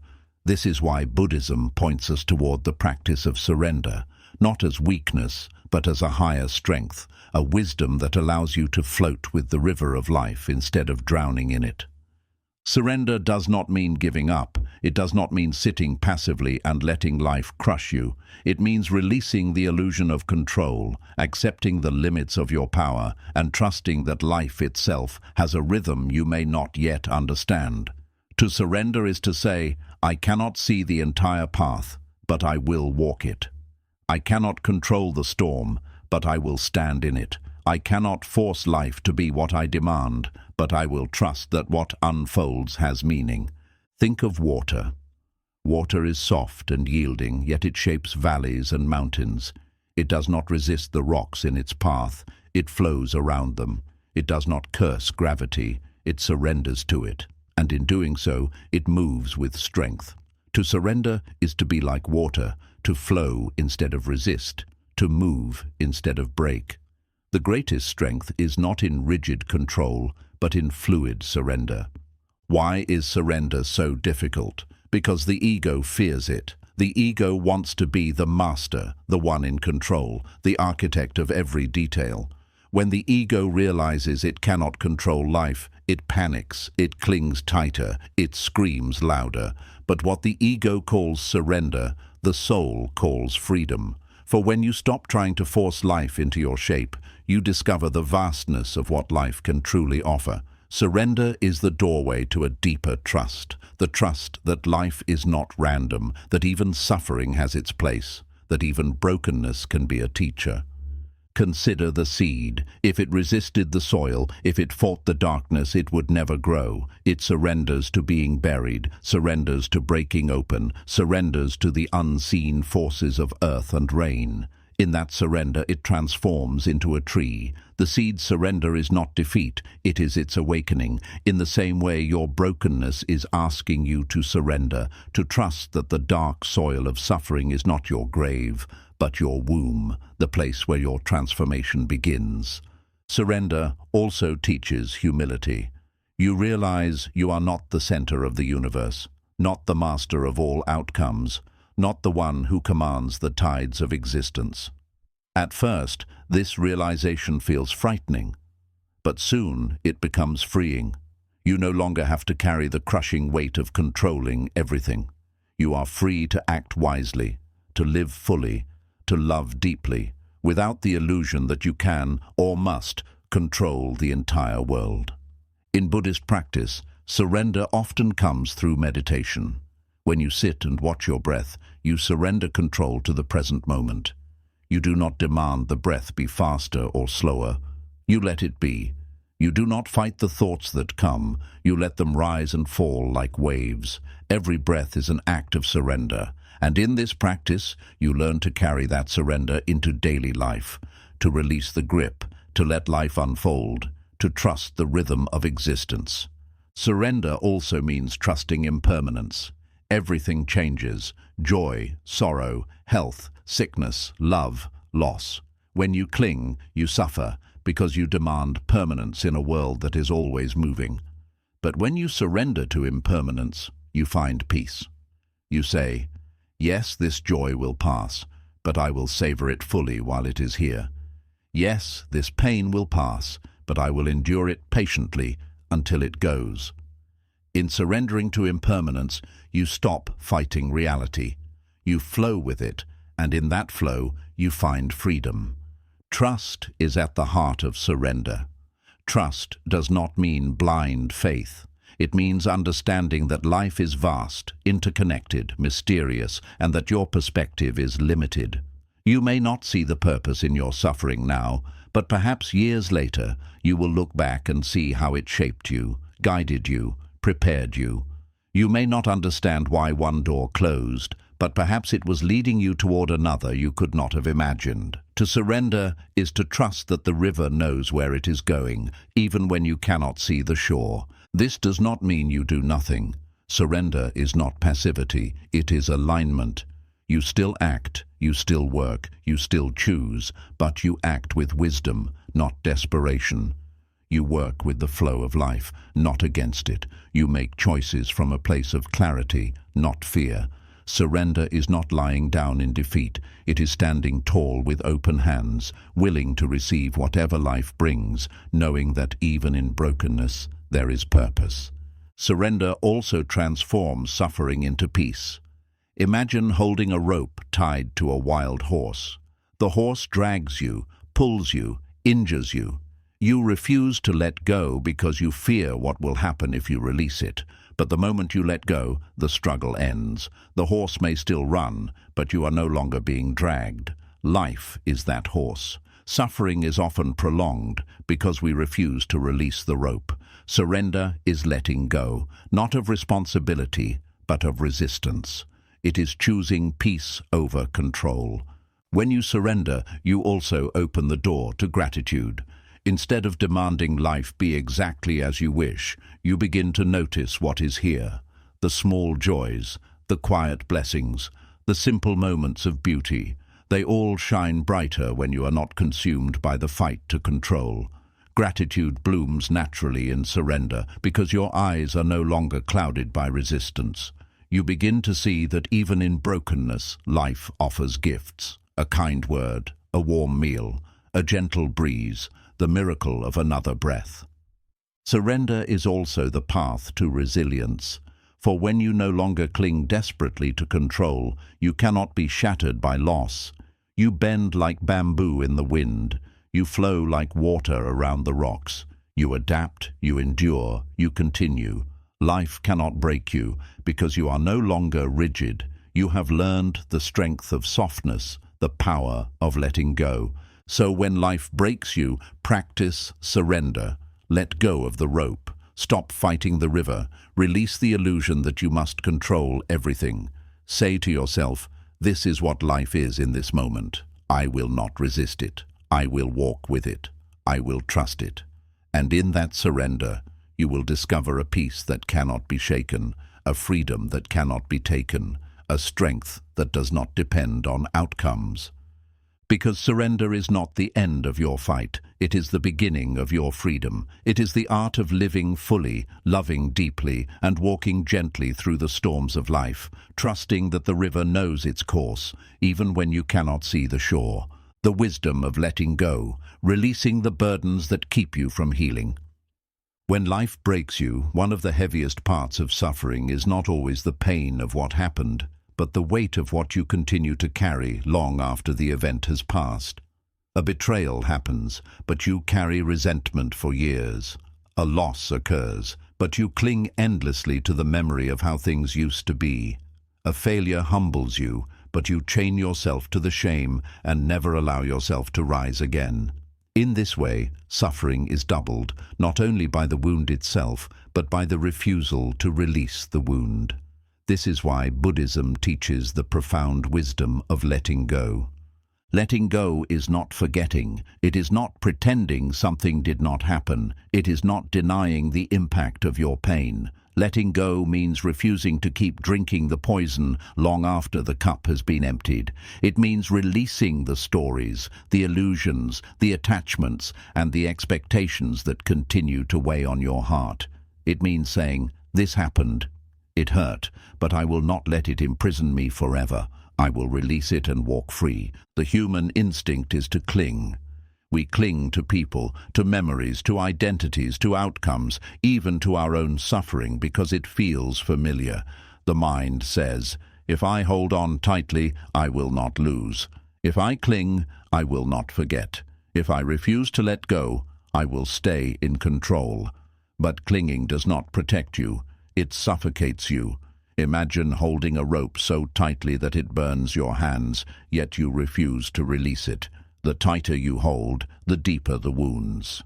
The same happens in the mind. The more you cling to pain, the deeper your suffering becomes. Letting go begins with recognition. You must first see clearly what you are holding on to. Are you clinging to anger, replaying the same story of betrayal in your mind? Are you clinging to a lost relationship, refusing to accept its ending? Are you clinging to an identity, a dream, a version of yourself that no longer exists? Awareness is the first step. You cannot release what you refuse to see. In Buddhist practice, meditation is a training ground for letting go. When you sit and watch your thoughts, you notice how they rise, linger, and fall. A memory appears, and instead of chasing it, you let it drift away. An emotion surges, and instead of drowning in it, you breathe through it until it passes. Each breath is a practice in letting go, breathing in awareness, breathing out release. Slowly, you train the mind to stop clinging and to allow life to flow naturally. Letting go does not mean you stop loving. It does not mean you erase your past. It means you release the chains of attachment that turn love into suffering. Love without letting go becomes control. Memory without letting go becomes prison. Desire without letting go becomes greed. But love with letting go becomes freedom. Memory with letting go becomes wisdom. Desire with letting go becomes joy. The difference lies in the openness of your hands. Consider the image of a bird. If you hold it too tightly, you crush it. If you leave your hands open, it may stay. It may go, but your hands remain free. This is the essence of letting go. To live with open hands, to allow people, moments and experiences to enter your life and to leave when their time has come, to embrace without clinging, to release without bitterness. Letting go also means forgiving, not always for others, but for yourself. Too often you carry guilt and shame like heavy stones in your pockets. Every step becomes harder, but you refuse to drop them, because you believe punishing yourself makes you strong or responsible. But guilt that never ends is not strength. It is bondage. Forgiveness is the act of putting down the stones. You do not excuse your mistakes, but you stop chaining yourself to them. You learn from them, release them, and walk lighter. Forgiving others is also a form of letting go. Resentment is a fire that burns in your own heart, consuming your peace. The one who hurt you may never apologize. They may never change, but forgiveness is not about them. It is about you. It is the decision to stop feeding the fire. To let go of resentment is to free yourself from being defined by another's actions. It is to say, "You hurt me, but I will not let your actions dictate my peace any longer. I release you from my heart, not for your sake, but for mine." Letting go also applies to expectations. Much of our suffering comes from clinging to how we believed life should have been. We create rigid pictures of the future in our minds. I should have been married by this age. I should have had this career. This person should have stayed. My life should have looked this way, but life rarely follows our script. When we cling to expectations, we suffer. Letting go means releasing the script, allowing life to unfold as it is, not as we demanded it to be. But letting go is not something that happens once. It is a daily practice. Every day the mind clings again. Every day you must release again. Sometimes you will release with ease. Other times you will release through tears. Sometimes you will release with peace. Other times you will release with resistance. But each act of letting go, no matter how small, lightens the load. Each act of letting go makes space for something new. There is great freedom in letting go. Imagine carrying a backpack filled with rocks. Every memory of betrayal, every resentment, every regret, every false expectation is another stone you place inside. You walk through life bent under the weight, exhausted and heavy. Letting go is not about throwing away your past. It is about removing the rocks. Slowly, one by one, you put them down, and as the load lightens, you begin to walk taller, breathe easier, live freer. Letting go also reveals the truth of impermanence. Nothing is meant to be held forever, not people, not moments, not even your own body. Everything arises, everything passes. When you let go, you align yourself with the natural flow of existence. You stop clinging to the riverbank and allow the current to carry you. you discover that freedom is not in holding tightly, but in trusting the flow. And here lies the paradox. When you let go, you do not lose. You gain. You gain peace. You gain clarity. You gain space for new joy to enter. The past will always be part of you, but it does not need to imprison you. By letting go, you honor what was, you live fully in what is, and you open yourself to what can be. So when life breaks you, ask yourself, what am I still carrying that is keeping me broken? What can I release today to walk lighter? Let go of the anger, the resentment, the illusion of control, the expectation of permanence. Let go not because it is easy, but because it is the only way to be free. Letting go is not a single act. It is a lifelong practice. It is the art of open hands, the wisdom of a light heart, the courage of a free soul. And when you master it, you discover that brokenness no longer defines you. You are no longer chained to the past. You are no longer weighed down by what you cannot change. You are free, free to breathe, free to love, free to live. Because the truth is this: healing does not come from holding on. Healing comes from letting go, and the moment you release, you rise. The hidden strength of resilience, becoming unshakable through suffering. When life breaks you, it feels as though you will never stand again. You lie among the fragments of your old self, shattered and weary, wondering how it is possible to continue. The pain is overwhelming, the loss is heavy, and your mind whispers, "This is the end. I cannot endure this. I am finished." And yet, time and again, human beings rise from devastation. Time and again, broken souls discover a strength they never knew they carried. This strength is resilience, the quiet, stubborn, unshakable spirit that endures suffering, survives storms, and transforms wounds into wisdom.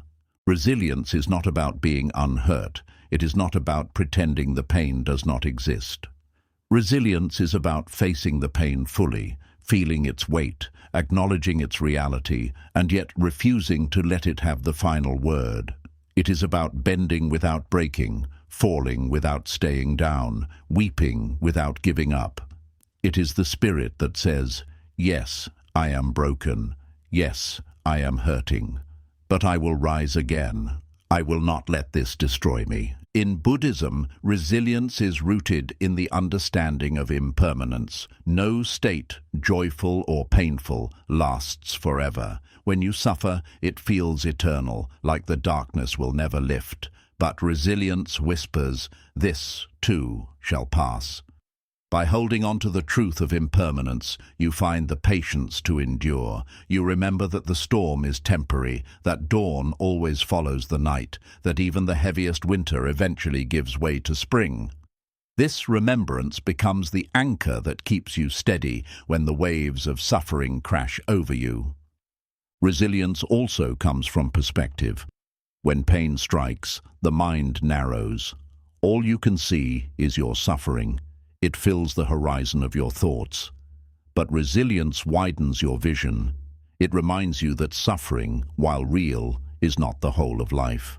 Even in grief, there are moments of joy, the warmth of sunlight, the kindness of a friend, the laughter of a child. Even in failure, there are lessons, opportunities, seeds of growth. Resilience shifts your gaze from despair to meaning. It does not erase pain, but it frames it within the larger truth that life is vast, and suffering is only one part of it. Think of bamboo. It bends in the storm, but it does not break. Its strength is in its flexibility. Resilience is the same. It does not mean you remain rigid and untouched. It means you bend with life's winds, you adapt, you adjust, you survive. Resilience is not hardness. It is softness with strength. It is the ability to flow, like water, around obstacles rather than being shattered by them. Resilience is also born from compassion, especially self-compassion. When you are harsh with yourself, telling yourself you are weak, a failure, or unworthy, you sap your own strength. But when you treat yourself kindly, when you forgive your stumbles, when you remind yourself, I am doing the best I can with the pain I have, you create the inner conditions for resilience to grow. Compassion does not make you weak. It makes you strong, because it nourishes the heart instead of starving it with judgment.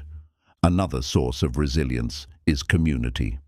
Though suffering often makes us feel isolated, resilience grows when we allow ourselves to lean on others.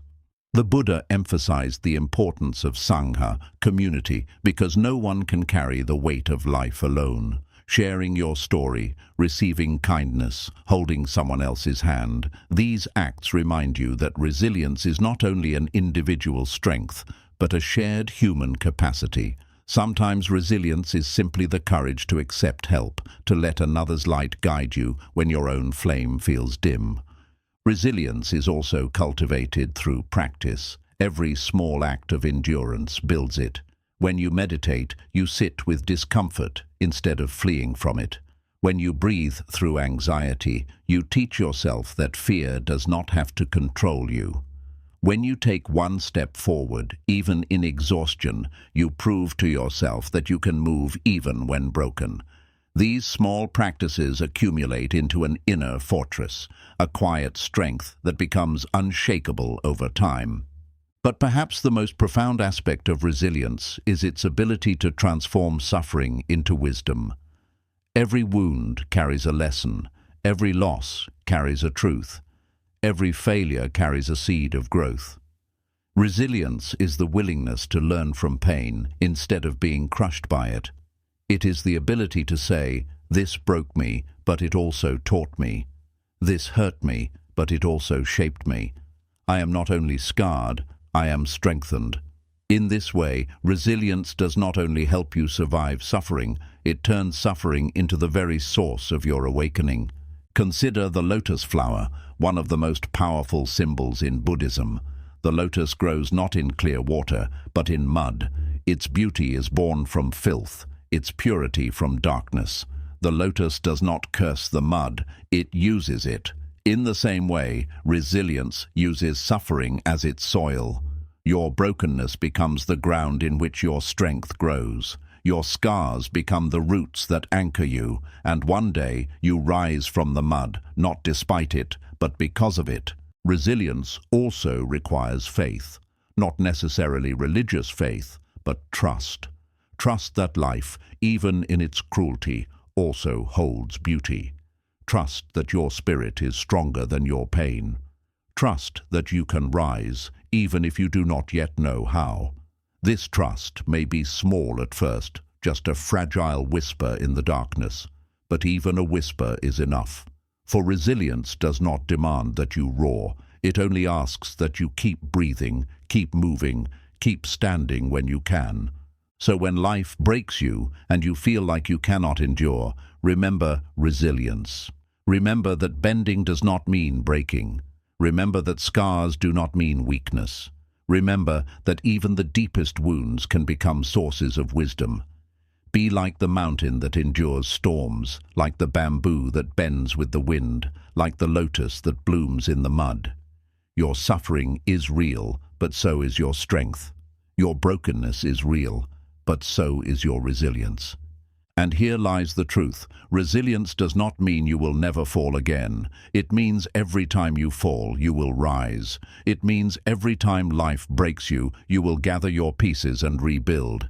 It means you will not let suffering define you. You will define yourself through your ability to endure, to transform, to awaken.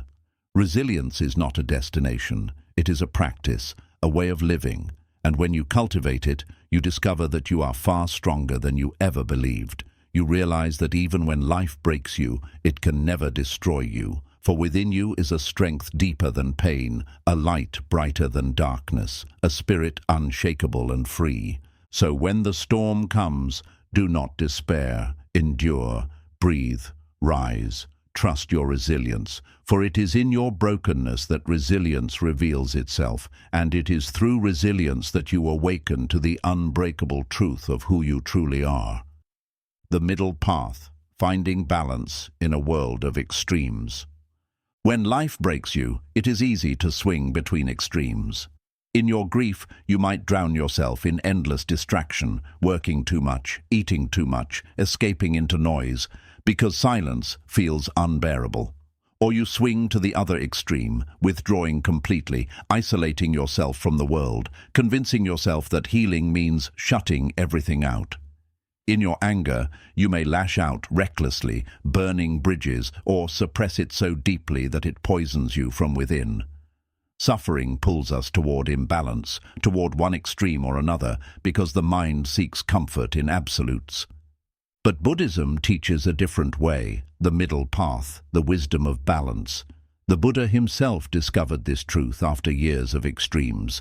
As a prince, he lived in indulgence, surrounded by pleasure and luxury, but it left him unsatisfied. As an ascetic, he starved himself, denying every comfort, but it left him weak and without clarity. Only when he abandoned both extremes did he awaken to the truth. Peace is found in balance, not in excess or denial. The middle path does not mean mediocrity or lukewarm living. It means harmony. It means learning to walk between the pulls of attachment and aversion, indulgence and deprivation, control and chaos. It means meeting life's suffering not by drowning in it and not by denying it, but by holding it gently, walking steadily between extremes. When you are broken, the temptation is to either run from your pain or be consumed by it. The middle path says, sit with it. Do not run, do not drown. Breathe with it, learn from it, endure it with balance. This does not make the pain vanish, but it prevents the additional suffering caused by extremes. Consider the strings of a lute. If the strings are too tight, they snap. If they are too loose, they cannot play music. Only when tuned to balance do they create harmony. Your life, too, requires this tuning. When you cling too tightly to people, to memories, to control, you break yourself under the strain. When you let go too loosely, neglecting responsibility, you fall into despair and chaos. Balance is the tuning that creates harmony in your soul. The middle path also means balance between effort and rest. Healing is not only about striving, meditating more, doing more, working harder. It is also about resting, allowing, being gentle. Too much effort without rest leads to burnout. Too much rest without effort leads to stagnation. Balance means knowing when to act and when to be still, when to push forward and when to simply breathe. Balance also applies to emotion.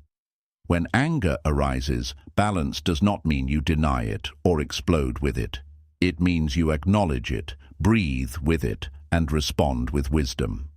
When sadness arises, balance does not mean you force joy or collapse into despair. It means you allow yourself to feel sorrow, but also leave space for light to enter. Balance does not erase emotion. It steadies you so that emotion does not control you. The middle path also teaches balance in your relationship with others. If you give too much, you burn yourself out. If you take too much, you harm others. Balance means generosity without self-neglect, self-care without selfishness. It is the wisdom of both boundaries and compassion. Another aspect of balance is learning to live between past and future. When broken, the mind often clings to the past. Why did this happen? What if things had been different? Or it rushes into the future. What if I never heal? What if my life is ruined? But balance is found in the present moment. The past is gone, the future unknown. The present is the only ground you can stand on. The middle path reminds you, do not live in the prison of yesterday or the illusion of tomorrow. Live in the reality of now. Balance also means holding both joy and sorrow together.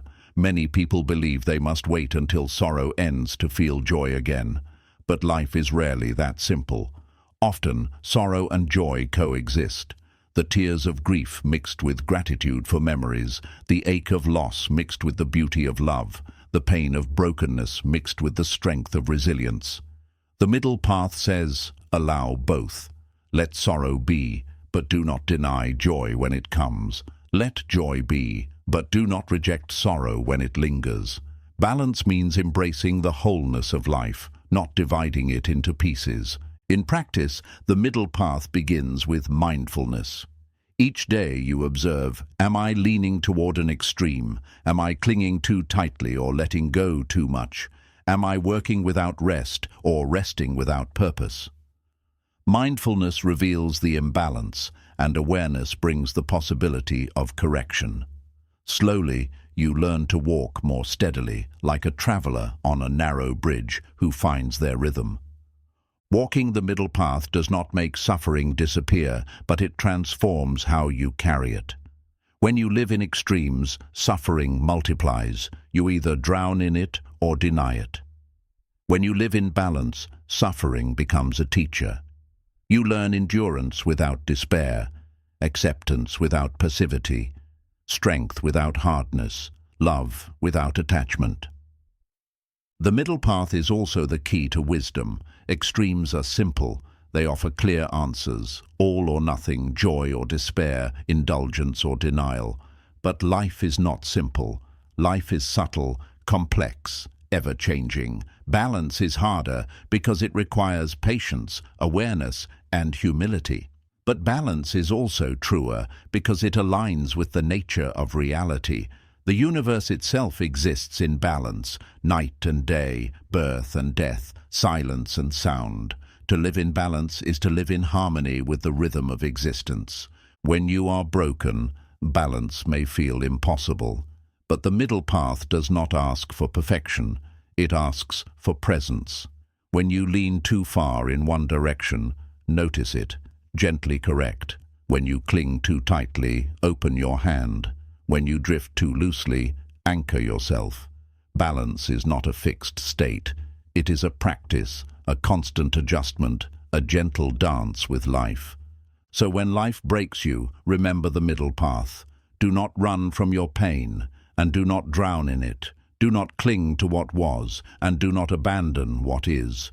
Do not demand constant action, and do not collapse into endless stillness. Walk the middle way, steady, present, balanced, for in balance you find peace, and in peace you find the strength to rise again, finding meaning in suffering, transforming pain into purpose. When life breaks you, the first question that often arises in your heart is, why?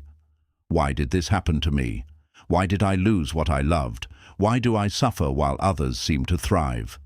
These questions circle endlessly, and because no simple answer comes, the pain deepens.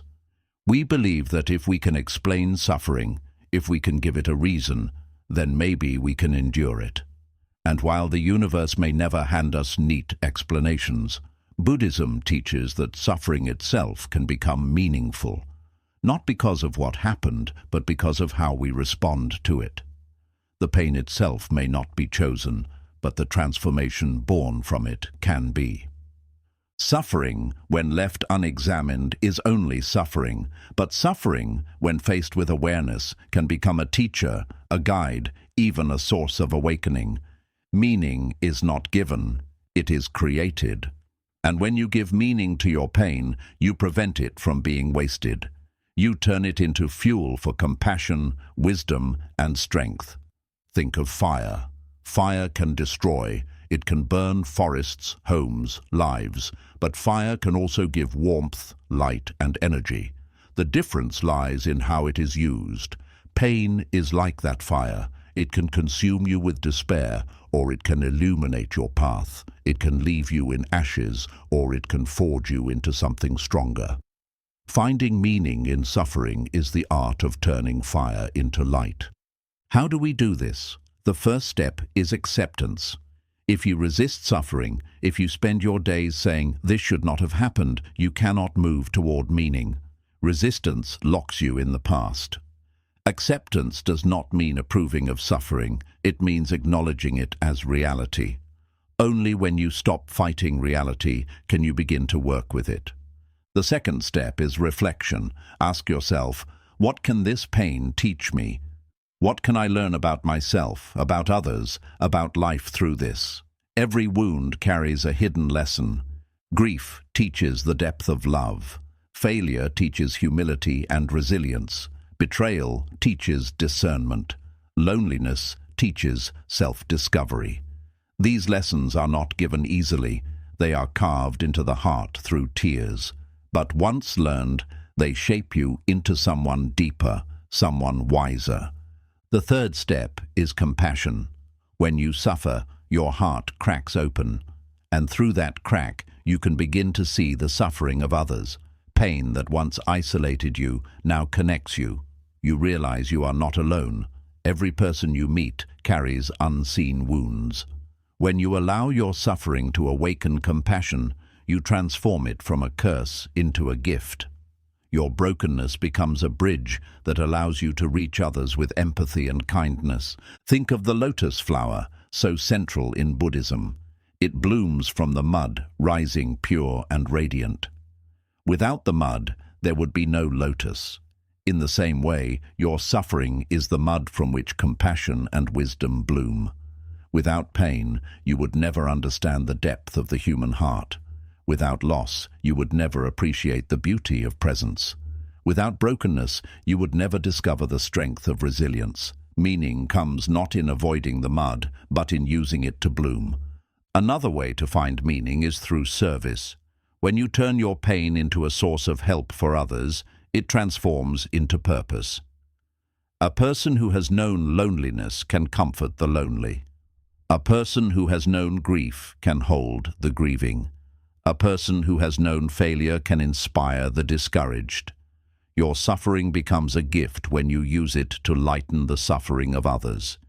In this way, nothing you endured is wasted. It all becomes part of your offering to the world.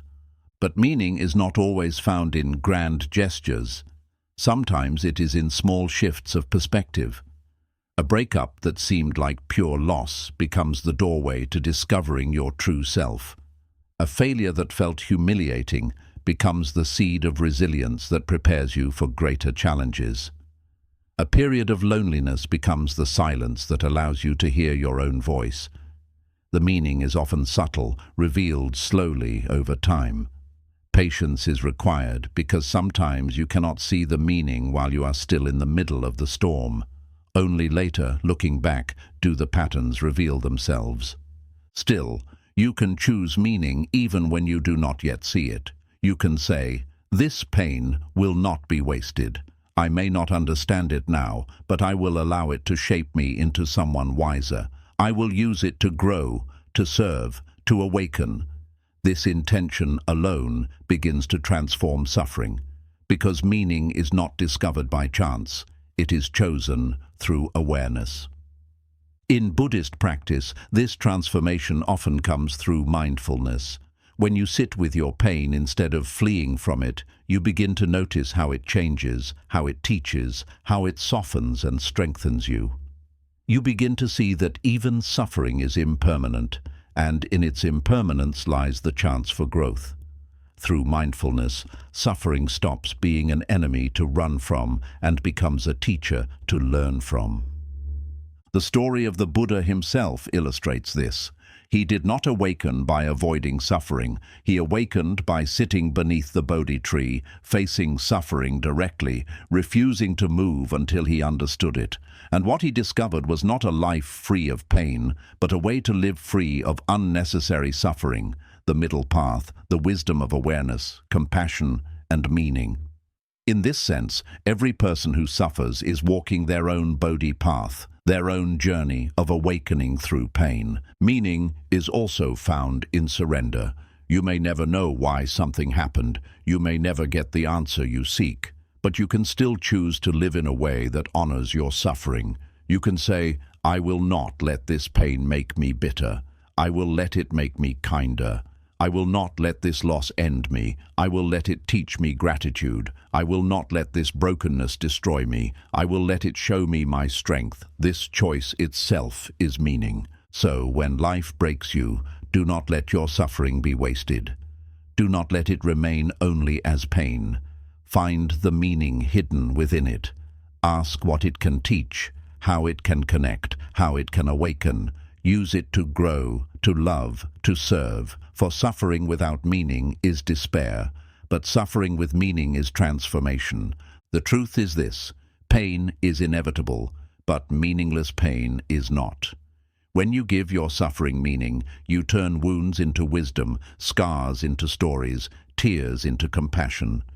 You discover that even in the darkest night, your suffering can become a lantern, not only for yourself, but for others still lost in the dark. And in that moment, you realize that being broken was never the end. It was the beginning of becoming whole. Awakening through suffering, discovering the self that cannot be broken. When life breaks you, it feels like everything that once defined you has been shattered. The roles you played, the dreams you held, the relationships you cherished, the identity you built. Suddenly they collapse, leaving you standing in ruins. In that silence you whisper, "Who am I now? What remains of me?" At first, this question feels terrifying because the life you once knew has vanished. But within this question lies the seed of awakening, for suffering, though brutal, strips away illusions. It takes from you what is not permanent, and in doing so reveals what is eternal. Awakening through suffering does not mean glorifying pain. It does not mean chasing hardship or denying its brutality. It means recognizing that when life breaks you, it also creates a doorway. That doorway opens to a deeper truth of who you are, not the self built from attachments, achievements, and appearances, but the self that remains even when all of those are gone. In Buddhism, suffering, dukkha, is called the first noble truth, not as a punishment, but as an invitation. To awaken, you must first see clearly that life contains suffering, that impermanence touches everything, that nothing external can give you permanent security.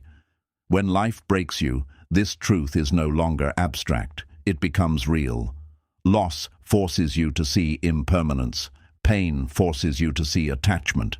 Brokenness forces you to see the fragility of all that you once believed was solid.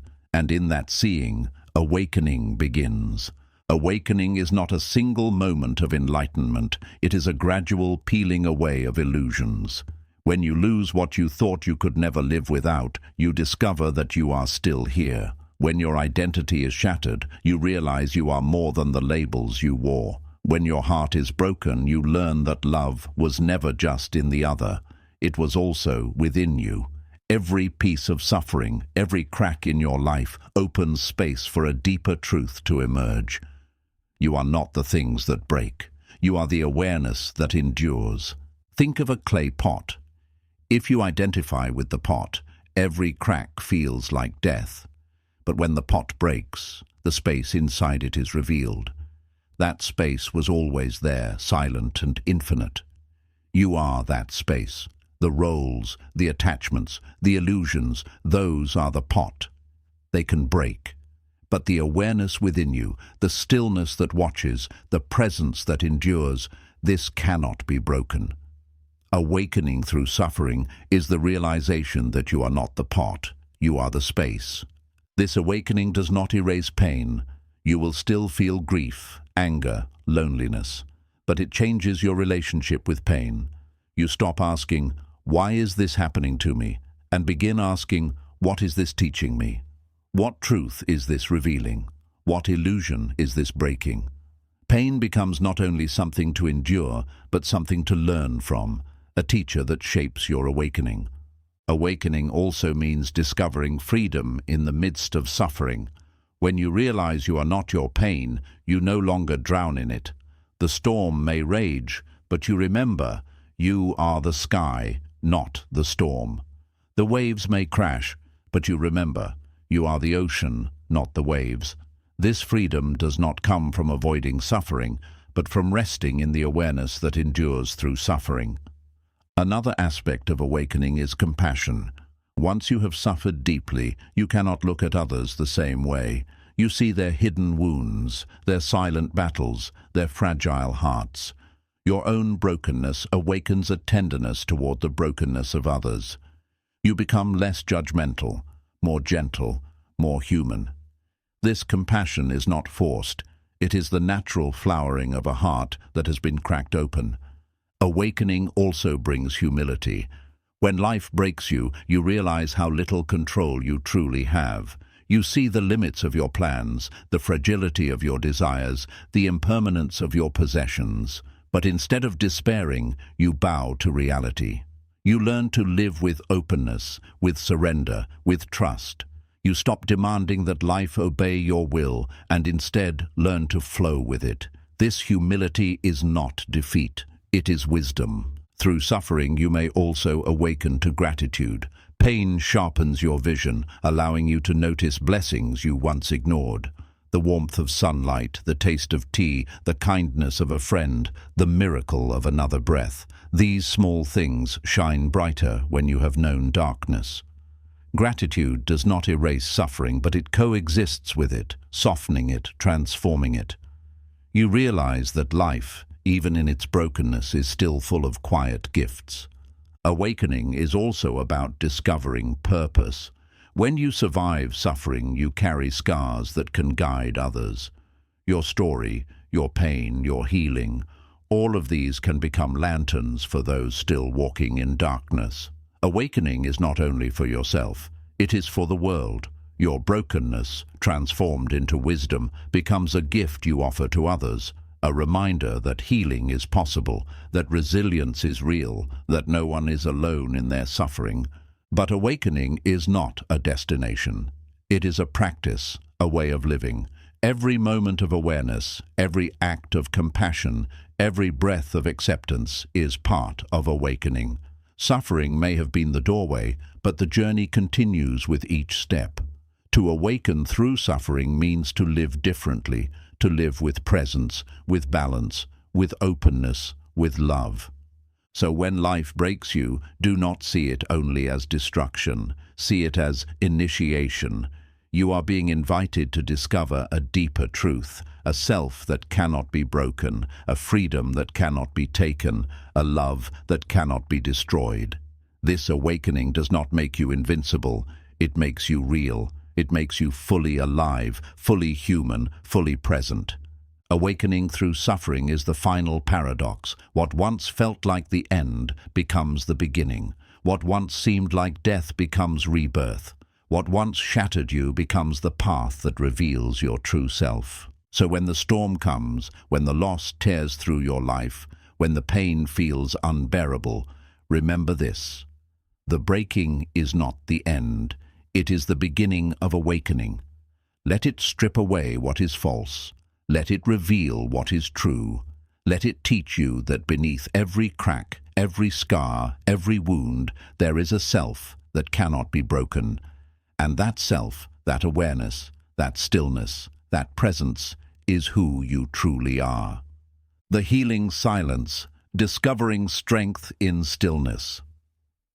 When life breaks you, your mind often becomes louder than ever before. Thoughts scream and chase each other endlessly. Memories replay like broken records. The voice of regret whispers in the night. The voice of fear shouts about the future.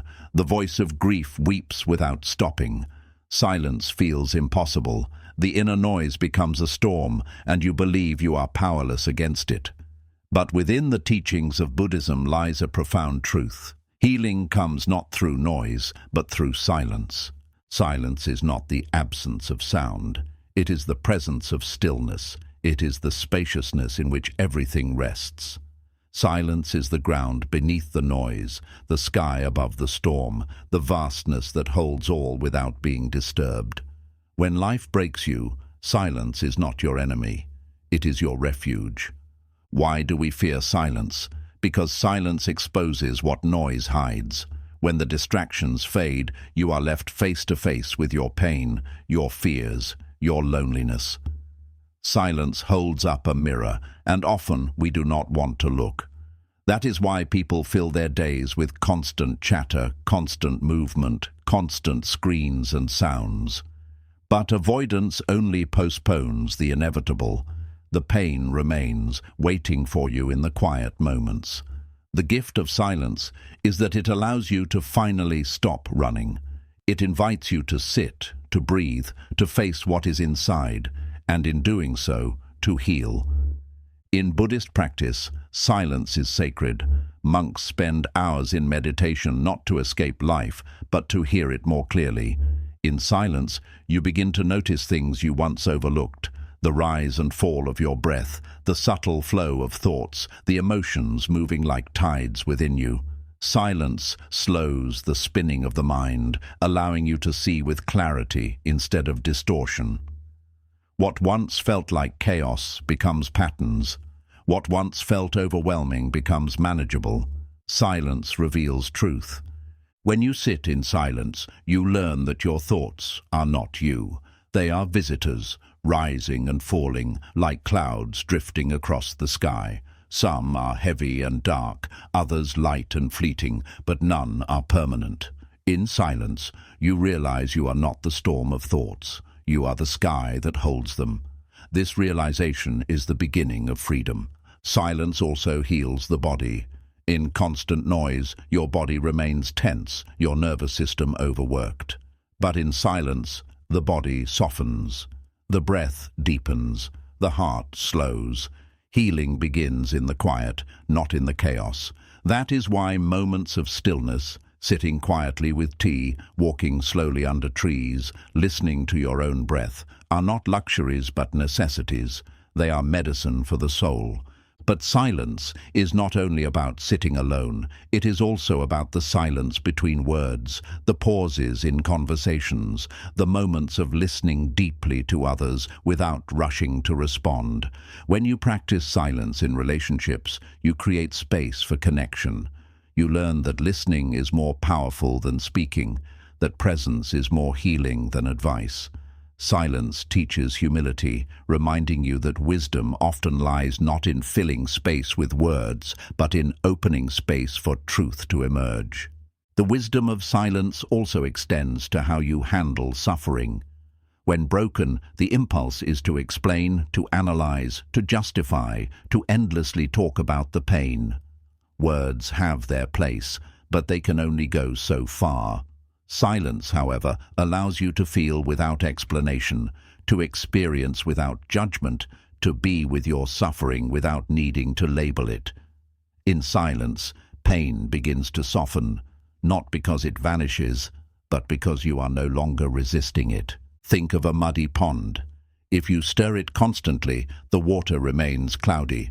But if you let it rest in silence, the mud settles, and the water becomes clear. The mind is the same. Silence allows the mud of thoughts and emotions to settle, revealing clarity beneath. Silence also deepens compassion. When you sit in silence with your own pain, you begin to see the shared pain of others. You realize that beneath everyone's words and actions lies a silence filled with longing, with fear, with hope. You learn to listen not just to what people say, but to what they do not say. You hear their silence, and in that you connect to their humanity. The path of silence is not easy. At first it may feel unbearable. Sitting quietly, the noise inside may seem louder than ever. But if you endure, if you breathe, if you allow yourself to stay, silence will transform. What once felt like emptiness will become fullness. What once felt like loneliness will become presence. What once felt like absence will become connection. In Buddhist monasteries, silence is often practiced as noble silence, a silence not of repression, but of awareness. It is the silence that allows you to see clearly, to feel deeply, to awaken fully. It is noble because it is not emptiness, but presence. It is not avoidance, but wisdom. When life breaks you, silence becomes the space where you rebuild. Words cannot glue your heart back together. Distractions cannot heal the wound. But silence can hold you gently and patiently as you gather your pieces. Silence does not demand, it does not rush, it simply allows.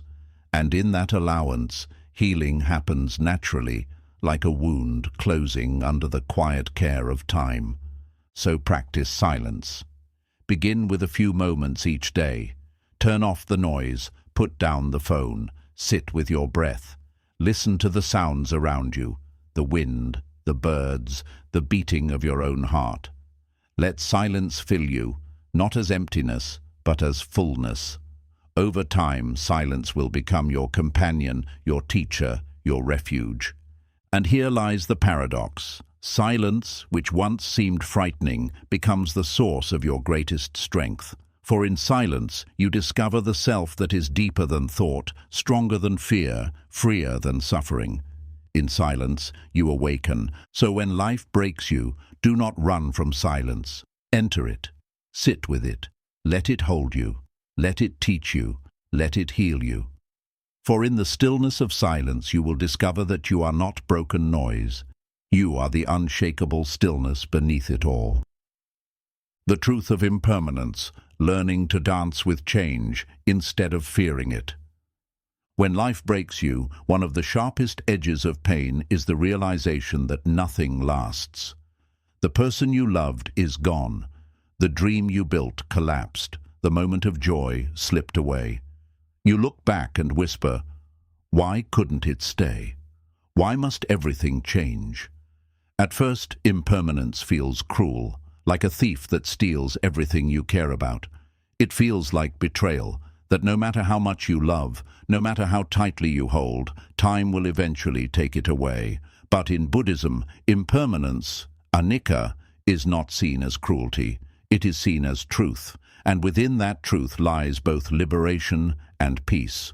Impermanence means that everything is in motion. Nothing stands still, not your body, not your mind, not the world around you. The river flows, the seasons turn, the stars burn and fade, the breath rises and falls. To live is to change. To resist this truth is to suffer. To accept it is to be free. Why do we suffer so deeply when impermanence touches us? Because we cling to the illusion of permanence. We tell ourselves, this love will last forever. This health will never fade. This success will always be mine. This person will always be here. We live as though time will not move, as though life will not shift. When reality proves otherwise, the illusion shatters and suffering floods in. The pain is not only from loss itself, but from the shock that loss is possible at all. The Buddha taught that suffering arises from attachment, clinging to what must change, demanding permanence in an impermanent world. Impermanence itself does not cause suffering, it simply is. The suffering comes when we resist it. The lesson then is not to fight impermanence, but to embrace it. Consider the beauty of a flower. Part of its beauty lies in the fact that it will not last. You admire it precisely because it will wither. If it bloomed forever, you might cease to notice it. The fleeting nature of the blossom is what makes it precious. Life is the same. Every joy, every moment, every relationship is fragile, impermanent, and that is what gives it value. To embrace impermanence is to live more deeply, to savor fully, to love without delay. Impermanence also softens suffering. When grief feels endless, when heartbreak feels permanent, remember, this too will pass. No emotion, no matter how overwhelming, lasts forever. Anger burns out, sadness fades, even despair shifts in time. The same truth that takes joy away also ensures that pain is not eternal. Impermanence is not only the end of happiness, it is also the end of suffering. But embracing impermanence is not easy. The mind clings by nature.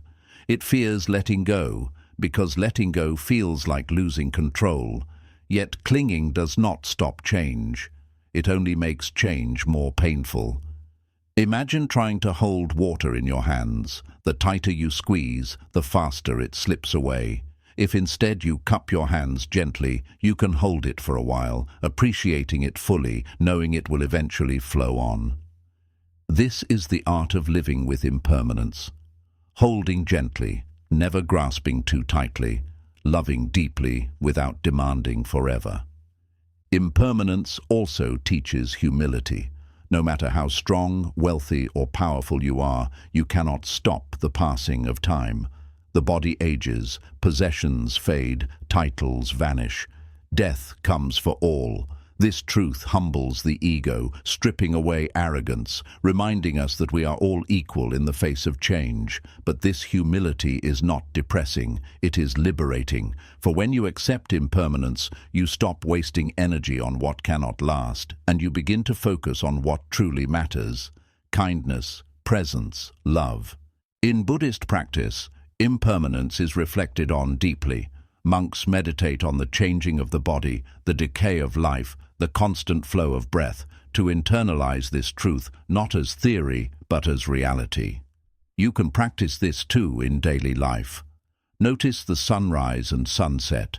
Notice how emotions shift from moment to moment. Notice how nothing you feel, no matter how heavy, lasts forever. Slowly, you train your mind to see impermanence not as a threat, but as the nature of existence. Impermanence also invites gratitude. When you know a moment will not last, you appreciate it more. When you know a person will not be here forever, you love them more deeply. When you know life itself is fleeting, you stop postponing joy and start living now. Impermanence, instead of stealing meaning, gives life its meaning. Without change, without endings, life would be stagnant. It is because moments pass that they matter. Think of autumn leaves. They blaze with beauty precisely because they are falling. If they stayed green forever, their brilliance would never shine. Your life is the same. Its impermanence is not a curse, it is its very beauty. Impermanence also teaches non-attachment. Non-attachment does not mean indifference. It means loving without clinging, appreciating without grasping, participating fully in life without demanding that it never change. It means you can love deeply, but when the time comes to let go, you release with grace. It means you can enjoy joy, but when sorrow comes, you endure with patience. Non-attachment is the balance that allows you to dance with impermanence instead of fighting it. So when life breaks you, and you lose what you thought you could never live without, remember impermanence. Remember that nothing is meant to last. Not joy, not sorrow, not even your pain. Remember that impermanence is what makes life precious, what makes moments sacred, what makes love real. Remember that impermanence is not your enemy, it is your teacher. To live with impermanence is to live awake. It is to savor each moment, to love without delay, to forgive without hesitation, to breathe fully, knowing each breath is a gift. It is to stop clinging to what must pass and instead embrace the flow of life, trusting that even as things end, new beginnings always follow. So do not curse impermanence. Do not fear it. Bow to it. Learn from it. Let it free you. For when you accept impermanence, suffering softens, gratitude deepens, and peace arises. And you discover that even though everything changes, one thing remains: the awareness within you that watches it all, untouched, eternal. The path of self-compassion, healing the inner wounds with kindness. When life breaks you, it is often not only the world that wounds you, it is yourself. You become your own harshest critic, your own relentless judge, your own unforgiving enemy. You tell yourself, "I should have been stronger. I should not feel this way. I should have healed by now." You replay your mistakes endlessly, scolding yourself for your weakness, punishing yourself for your pain. But this self-cruelty does not heal, it deepens the wounds. In Buddhism, the path of healing is not paved with self-hatred, but with self-compassion. Self-compassion means treating yourself with the same kindness, patience, and care that you would offer to someone you love. If your dearest friend were in pain, would you scold them? Would you tell them they were worthless for hurting? Of course not. You would comfort them, listen to them, hold them gently. Yet when you are the one suffering, you often deny yourself the same care. Self-compassion is the act of finally offering yourself that same love. Why is self-compassion so difficult? Because many of us believe that harshness is strength, that criticism is discipline, that punishing ourselves will make us better. We fear that if we are gentle with ourselves, we will become lazy or weak. But the truth is the opposite. Cruelty breaks the spirit. Compassion strengthens it. Self-hatred keeps you stuck. Self-compassion helps you rise. When you treat yourself with kindness, you create the inner conditions for healing and growth. In Buddhist practice, compassion, karuna, is limitless. It is meant for all beings, including yourself. To exclude yourself from compassion is to misunderstand its nature. You too are a being worthy of love. You too are part of the web of life. You too deserve the same tenderness you wish for others. Self-compassion is not selfishness. It is wholeness. You cannot truly love others if you refuse to love yourself. Self-compassion begins with awareness. Notice the way you speak to yourself in moments of suffering. Do you use words you would never use on someone you love? Do you add to your pain by layering self-criticism on top of your wounds? Awareness shines a light on this hidden cruelty. Once you see it, you can begin to change it. The second step is gentleness. When you fall into old habits of self-criticism, pause. Place a hand on your heart. Speak to yourself as you would to a hurting child. It's okay. I am in pain, but I am human. I am learning. I am still worthy. These words may feel strange at first, but over time they rewire the mind, replacing cruelty with kindness. The third step is forgiveness. Self-compassion means releasing the burden of guilt and shame that you carry for past mistakes. It does not mean excusing harmful actions. It means recognizing that you, like all humans, are imperfect, learning, evolving. Forgiveness allows you to move forward without chains. Without it, you remain imprisoned by the past. Consider the Buddha's teaching on the two arrows. The first arrow is the pain life gives you: loss, failure, grief. The second arrow is the pain you give yourself: self-blame, self-criticism, self-hatred. The first arrow is unavoidable. The second is optional. Self-compassion means refusing to shoot yourself with that second arrow. Self-compassion also means caring for your body. When life breaks you, you may neglect yourself, skipping meals, avoiding rest, numbing with harmful habits. But your body is your home. To practice self-compassion is to nourish it, to rest it, to move it gently, to honor it even when you feel broken inside. Caring for the body is an act of kindness to the soul. In meditation, self-compassion can be practiced through metta, or loving-kindness meditation. Begin by offering compassion to yourself. May I be safe. May I be healthy. May I be free from suffering. Then extend it outward to others. This practice teaches you that compassion is not a resource that runs out. It grows as you give it. By offering it first to yourself, you fill your own cup, allowing it to overflow to the world. Self-compassion also transforms resilience. When you face suffering with kindness instead of cruelty, you find the strength to endure. A harsh inner voice weakens you, telling you to give up. A compassionate inner voice encourages you, whispering, "This is hard, but you can endure. You are hurting, but you are still strong."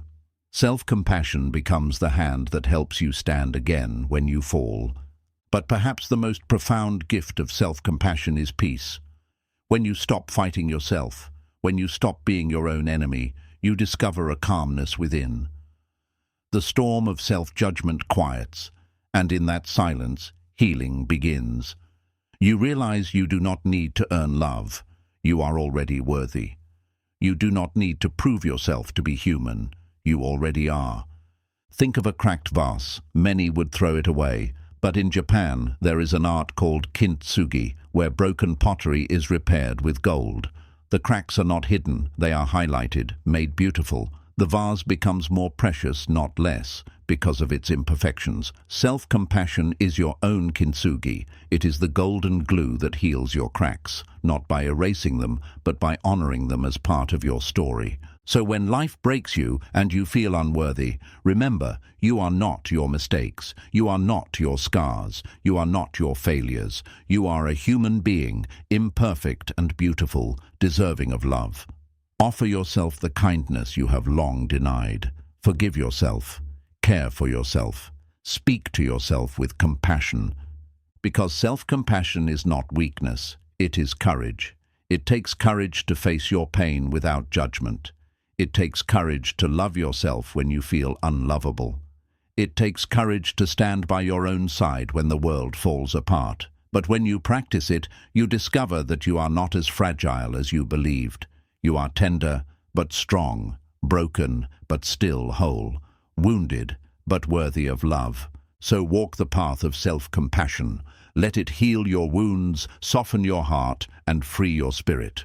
And you will find that when you love yourself, you no longer walk alone. You carry within you an unfailing friend, a gentle guide, a source of strength that no suffering can ever take away. We have journeyed together through many lessons, each one a reflection of how life, in its unpredictability, can break us and, at the same time, awaken us. We have explored pain and acceptance, patience and resilience, silence and surrender, impermanence and self-compassion. Each truth has been a doorway, each teaching a lantern, guiding us through the dark nights of suffering. And now, as we arrive at the close of this journey, it is time to look back, not to cling, but to see clearly the thread that runs through it all. The thread is this: life will break you, but you are not your brokenness. The storms will rage, but you are not the storm. The losses will hurt, but you are not lost. Beneath every pain, there is an awareness within you that cannot be touched. Beneath every crack, there is a light that continues to shine. This is the unbroken truth of who you are. Every lesson we have touched is a way of pointing you back to this truth. Acceptance shows you that you do not need to resist reality. You can bow to it and find peace. Patience teaches you that storms do not last forever, and that time itself is a healer. Compassion shows you that kindness, both for yourself and for others, softens suffering and transforms wounds into wisdom. Silence reveals the stillness beneath the noise, the sky beneath the storm. Impermanence teaches you that change is not your enemy. It is life's very rhythm. Self-compassion reminds you that you are worthy of love, even in your brokenness. And resilience, surrender and balance all whisper the same message. You can endure, you can rise, you can live in harmony with the flow of existence. In the end, all these teachings are not about becoming someone new, but about remembering who you already are. The unshakable awareness, the vast sky, the eternal presence that remains when everything else falls away. That is your true self. Suffering does not create it. Suffering only reveals it. The Buddha did not promise a life without pain. He did not promise that loss, grief, and death would vanish. What he offered instead was a way to live with suffering without being consumed by it. A way to walk through life's storms with grace, with awareness, with compassion. A way to transform every wound into a teacher, every loss into wisdom, every brokenness into awakening. When life breaks you, you may feel as though everything is ending, but perhaps it is not the end. Perhaps it is the beginning of seeing more clearly, of living more deeply, of loving more freely. Perhaps the breaking is not destruction but transformation, not death but rebirth. So, as you carry these lessons with you, remember, pain is inevitable, but suffering can be transformed. Life will change, but within impermanence lies beauty. People will leave, but love itself cannot be destroyed. Your body will weaken, but your spirit remains vast and free. The world will break you, but within you is something unbreakable. Do not fear the breaking. Fear living your life asleep, clinging to illusions, running from truth. For it is often in the breaking that you finally awaken. Live with awareness. Breathe deeply. Hold gently. Release often. Walk the middle path between clinging and aversion, between indulgence and denial. Be kind, not only to others, but to yourself. Embrace silence. Accept impermanence. Forgive what you cannot change. Love without demanding forever. And trust, always trust, that within you is a strength deeper than the storm, a light brighter than the night, a truth that cannot be broken. Your scars will remain, yes, but they are not signs of weakness. They are proof of survival, proof of transformation, proof of the journey you have walked. Like the art of kintsugi, they are the golden lines that make you more beautiful, more real, more whole. So when the next storm comes, and it will, stand tall, bend like bamboo, flow like water, bloom like the lotus in the mud. Let life shape you, but never destroy you, and when you fall, rise again, not as the same person you once were, but as someone deeper, stronger, freer. This is the essence of the path. Not the end of pain, but the awakening of peace within it. Not the avoidance of suffering, but the discovery of freedom through it. Not the denial of brokenness, but the realization that even broken, you are always whole.